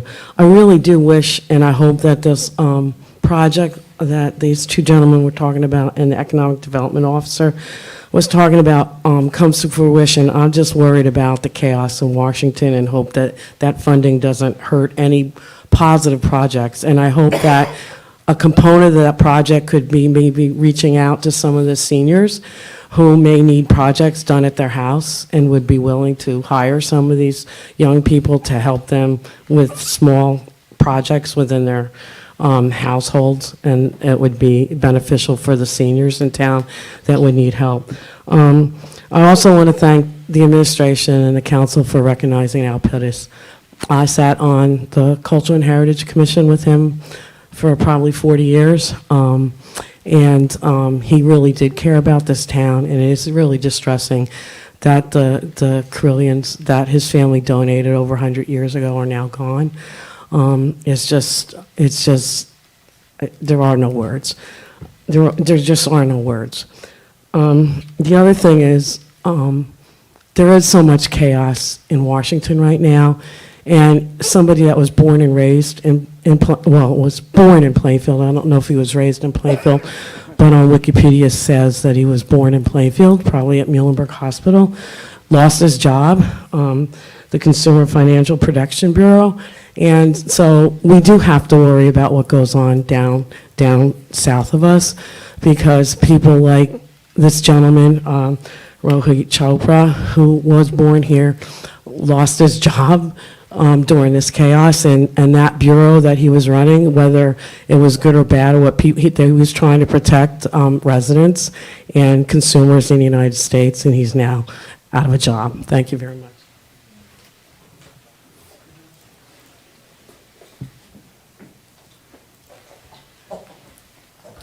Good evening.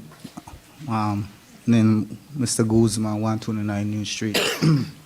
I've been a member of this community for like 42 years. I lived in Plainfield. I really lived in Plainfield, lived the life. So I've been looking at the infrastructure of Plainfield within our people, the wandering ones. We see gentrification, we see wandering ones. Our people that we grew up with, lived with, went to school with. What is the future for our people that just wandering in the streets each and every day? Do we have a plan for them? We have a plan for the city. What about for our people? I look at a place they call a mental, right on 7th Street, where they keep the people with mental issues. It's a funny thing. I'm not going to get into it, but it's not a nice look for the city, for the way they're getting treated, for the way they wander.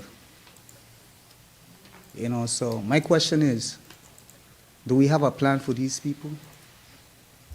Are we going to leave them wander in the streets? The one that's sitting, just doing things. That's all I have to say.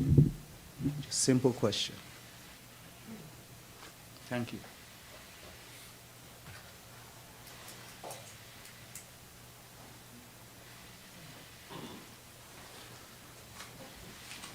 Sal Carano, 1284 East Front Street, MC 202506. The renovation of potentially a building that's attached and or detached, and the guidelines that may go with it. Is it a separate property deed that potentially could be created, or is it the same deed for ownership? And then the question would be, is there grant money you're going to make available or taxpayer money to help renovate it, to get a private income for the homeowner? I mean, I get it. I had aging parents as well. But I'm not too sure about the details that you're giving away to the planning board and the variance board and anybody else. Again, giving up power unless you control that body.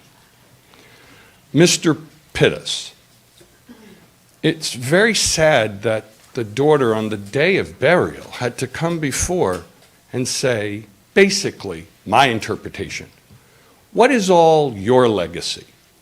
Will it be here 100 years from now? I doubt it. It's not protected. You're not protecting what was. Free speech. Free speech is very uncomfortable. My father couldn't stand it, and he fought in 3 wars. Anybody desecrate the flag was an enemy of the state. That's free speech. It is uncomfortable sometimes and ugly. But it also makes people, or peoples, that did horrific things in the past, think about it. Don't wash books. Don't burn books. Read. Create movies that I didn't know there were black women in NASA. Helped create the space program. Don't stop the speech simply because it's uncomfortable. I agree with the both people of the same person who came before this microphone and spoke both ways, both times. Both times very respectful, but both times quoted or wanted to quote. So thank you.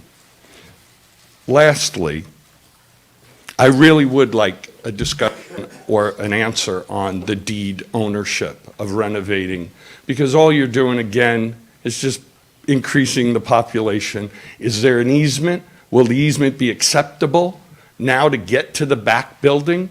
I know we have some of them currently, but this allows much more to happen to the city. Thank you.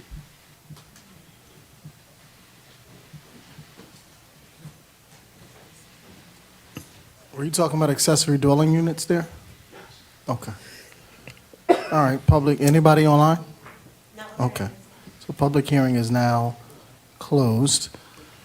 Just speak regarding accessory dwelling units. As far as I knew, there's no, it's the same ownership. Right, there's Right, no so there's no- deed restriction there's no- on accessory dwelling units. So what the land use ordinance is saying is that before the amendment went through, it basically allowed only one primary structure on R1, R2, R3. This will allow one primary structure and one accessory dwelling unit structure on it. It will still have to follow all the bulk standards of R1, R2, R3, with the exception of allowing an additional structure.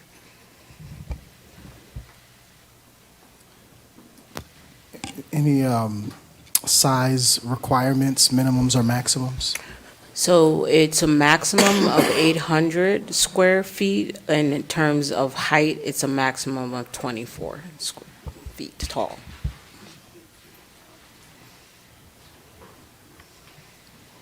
Okay, thank you. Council President, can Sure. I? Okay, thank you. So I want to thank you first for restating what you wanted to say. You might not know this, but for many people here, they're currently at work.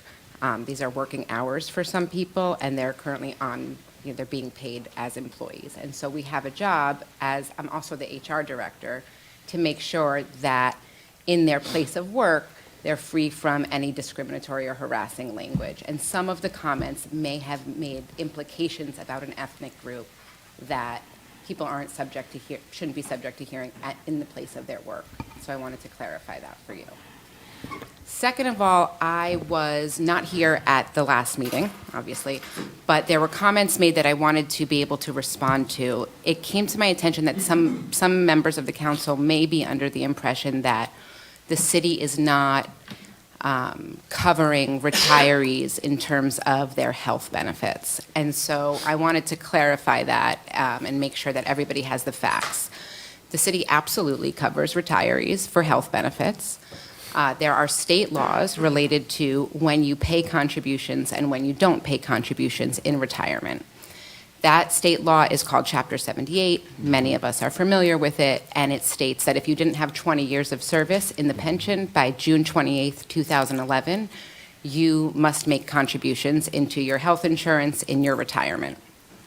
Those contributions range anywhere from like 5% of your pension to up to 35% of your pension amount. I believe in the case that was here last month, that person pays $500 out of $4,500. The rest is absorbed 100% by the rest is absorbed by the taxpayer in the municipal budget. Chapter 78 came around to lighten the burden on the taxpayer to retiree and employee benefits. As you know, that's one of our largest budget items. It's about $20 million of our budget. So I ran some numbers for you in case you were thinking that you're interested in covering benefits for people who don't meet the criteria as per Chapter 78. Last year, our average household tax increase was $155.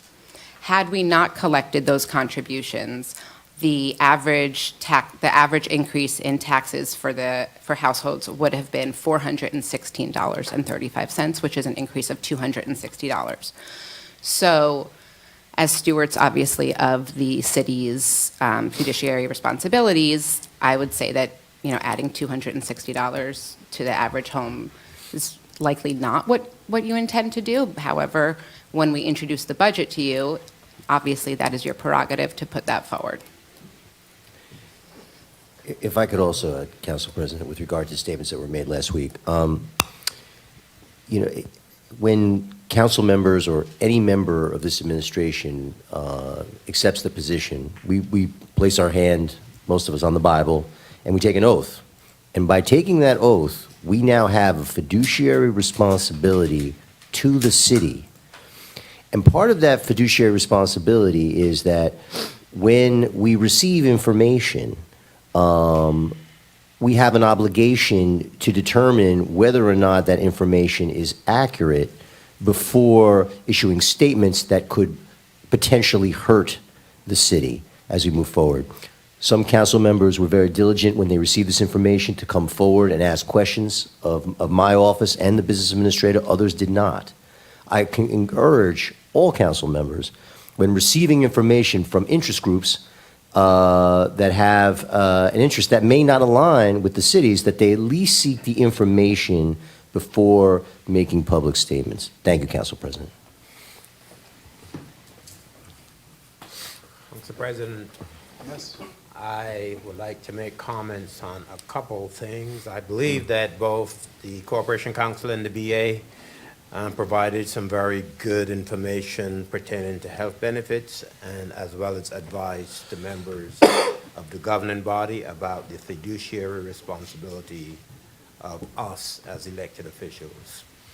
It was mentioned concerning one of the items on the agenda. It was an ordinance pertaining to a study of in need of redevelopment study for Myrtle Avenue. And it was represented to you that the Greenbrook Flood Control Commission project, which is well over 50 years old, and I once was a commissioner on that board, and I believe that we now have a couple of representatives on that Greenbrook Flood Control Commission.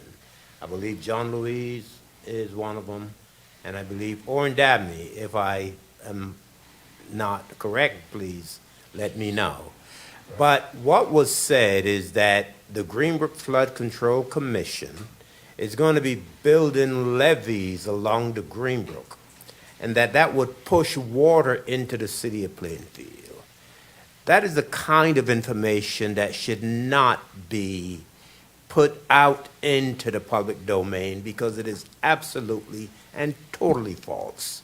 The Greenbrook Flood Control Commission is a project that is funded by the Army Corps of Engineers. It gets its funded on an annual basis by an appropriation in the federal budget. And the purpose of the commission is to alleviate flooding along the Greenbrook for all of the municipalities that are on the Greenbrook. It is not to exacerbate the situation, but it is to alleviate. And once that project is completed, or once it makes its way up the eastern side of the Greenbrook, it would prevent water that currently comes from the Greenbrook, creating flooding in Plainfield, in Scotch Plains, in Fanwood. It would alleviate the flooding that we now experience. So it wouldn't be pushing water as a result of levees being built into Plainfield. Just imagine a project that would be aimed or designed in that manner. There would be a huge public outcry. The professional engineers that are all involved would not allow that to happen. So the opposite is correct. That project would alleviate the flooding that we now experience from the western end of our city to the eastern end and beyond. And I can't wait to see it make its way up the eastern end of the Greenbrook because it is so necessary.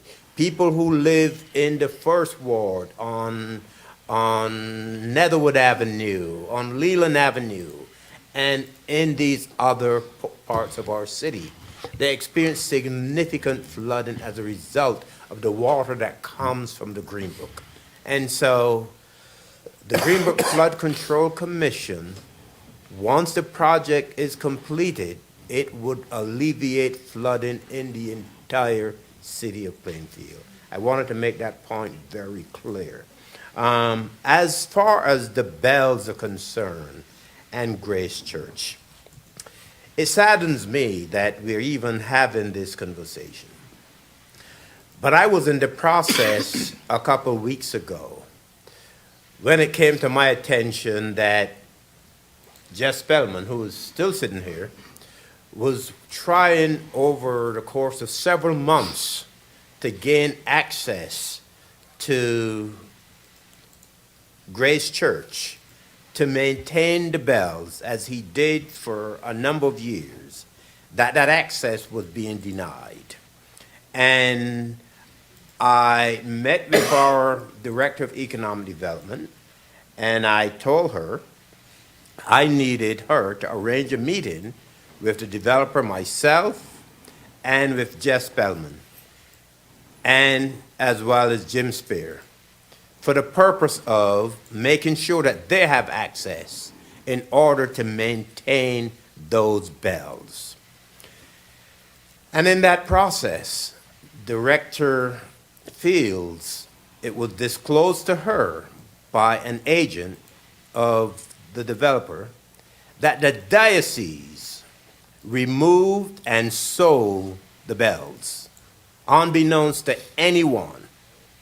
And so when we were informed about that, I made sure I communicated that information to Jim Spear and to Jess Spellman, who were the ones, wanting to gain access in order to maintain those bells. And that happened, and on the eve of that, the donor, Al Pettis, who he and his family were the donors of those bells, he passed away. So no time would have been a good time for the diocese to treat the city of Plainfield the way that it did, or to treat the Pettis family the way that it did. It was just incredible hearing that news, and to have it on the eve of, the burial of Al Pettis was very sad. And so, as mayor of this city, and the fact that the project is still in progress, we will do everything that we can to make sure that there is some resolution to this issue that is favorable to the family, the Pettis family. We discovered today that the bells were sold to what one on the surface would think is another religious institution, but we found out that it is not. It's like an auction house, for want of a better word. And so we're very saddened that the diocese of the state of New Jersey, the Episcopal Diocese, and I have been a member of an Episcopal church for many years, ever since I moved to Plainfield in 1979. And to have this happen to the city and to the family leaves us lost for words. But this is not the end. We will continue, and I will make sure that we will do everything that we can as a city to let the diocese know, let the developer know that things cannot move forward as intended without there being some measure of justice. And that's all I have to say at this time. Thank you. All right. Motion to adjourn? All in favor, say aye. Aye. All right, meeting adjourned. Thank you.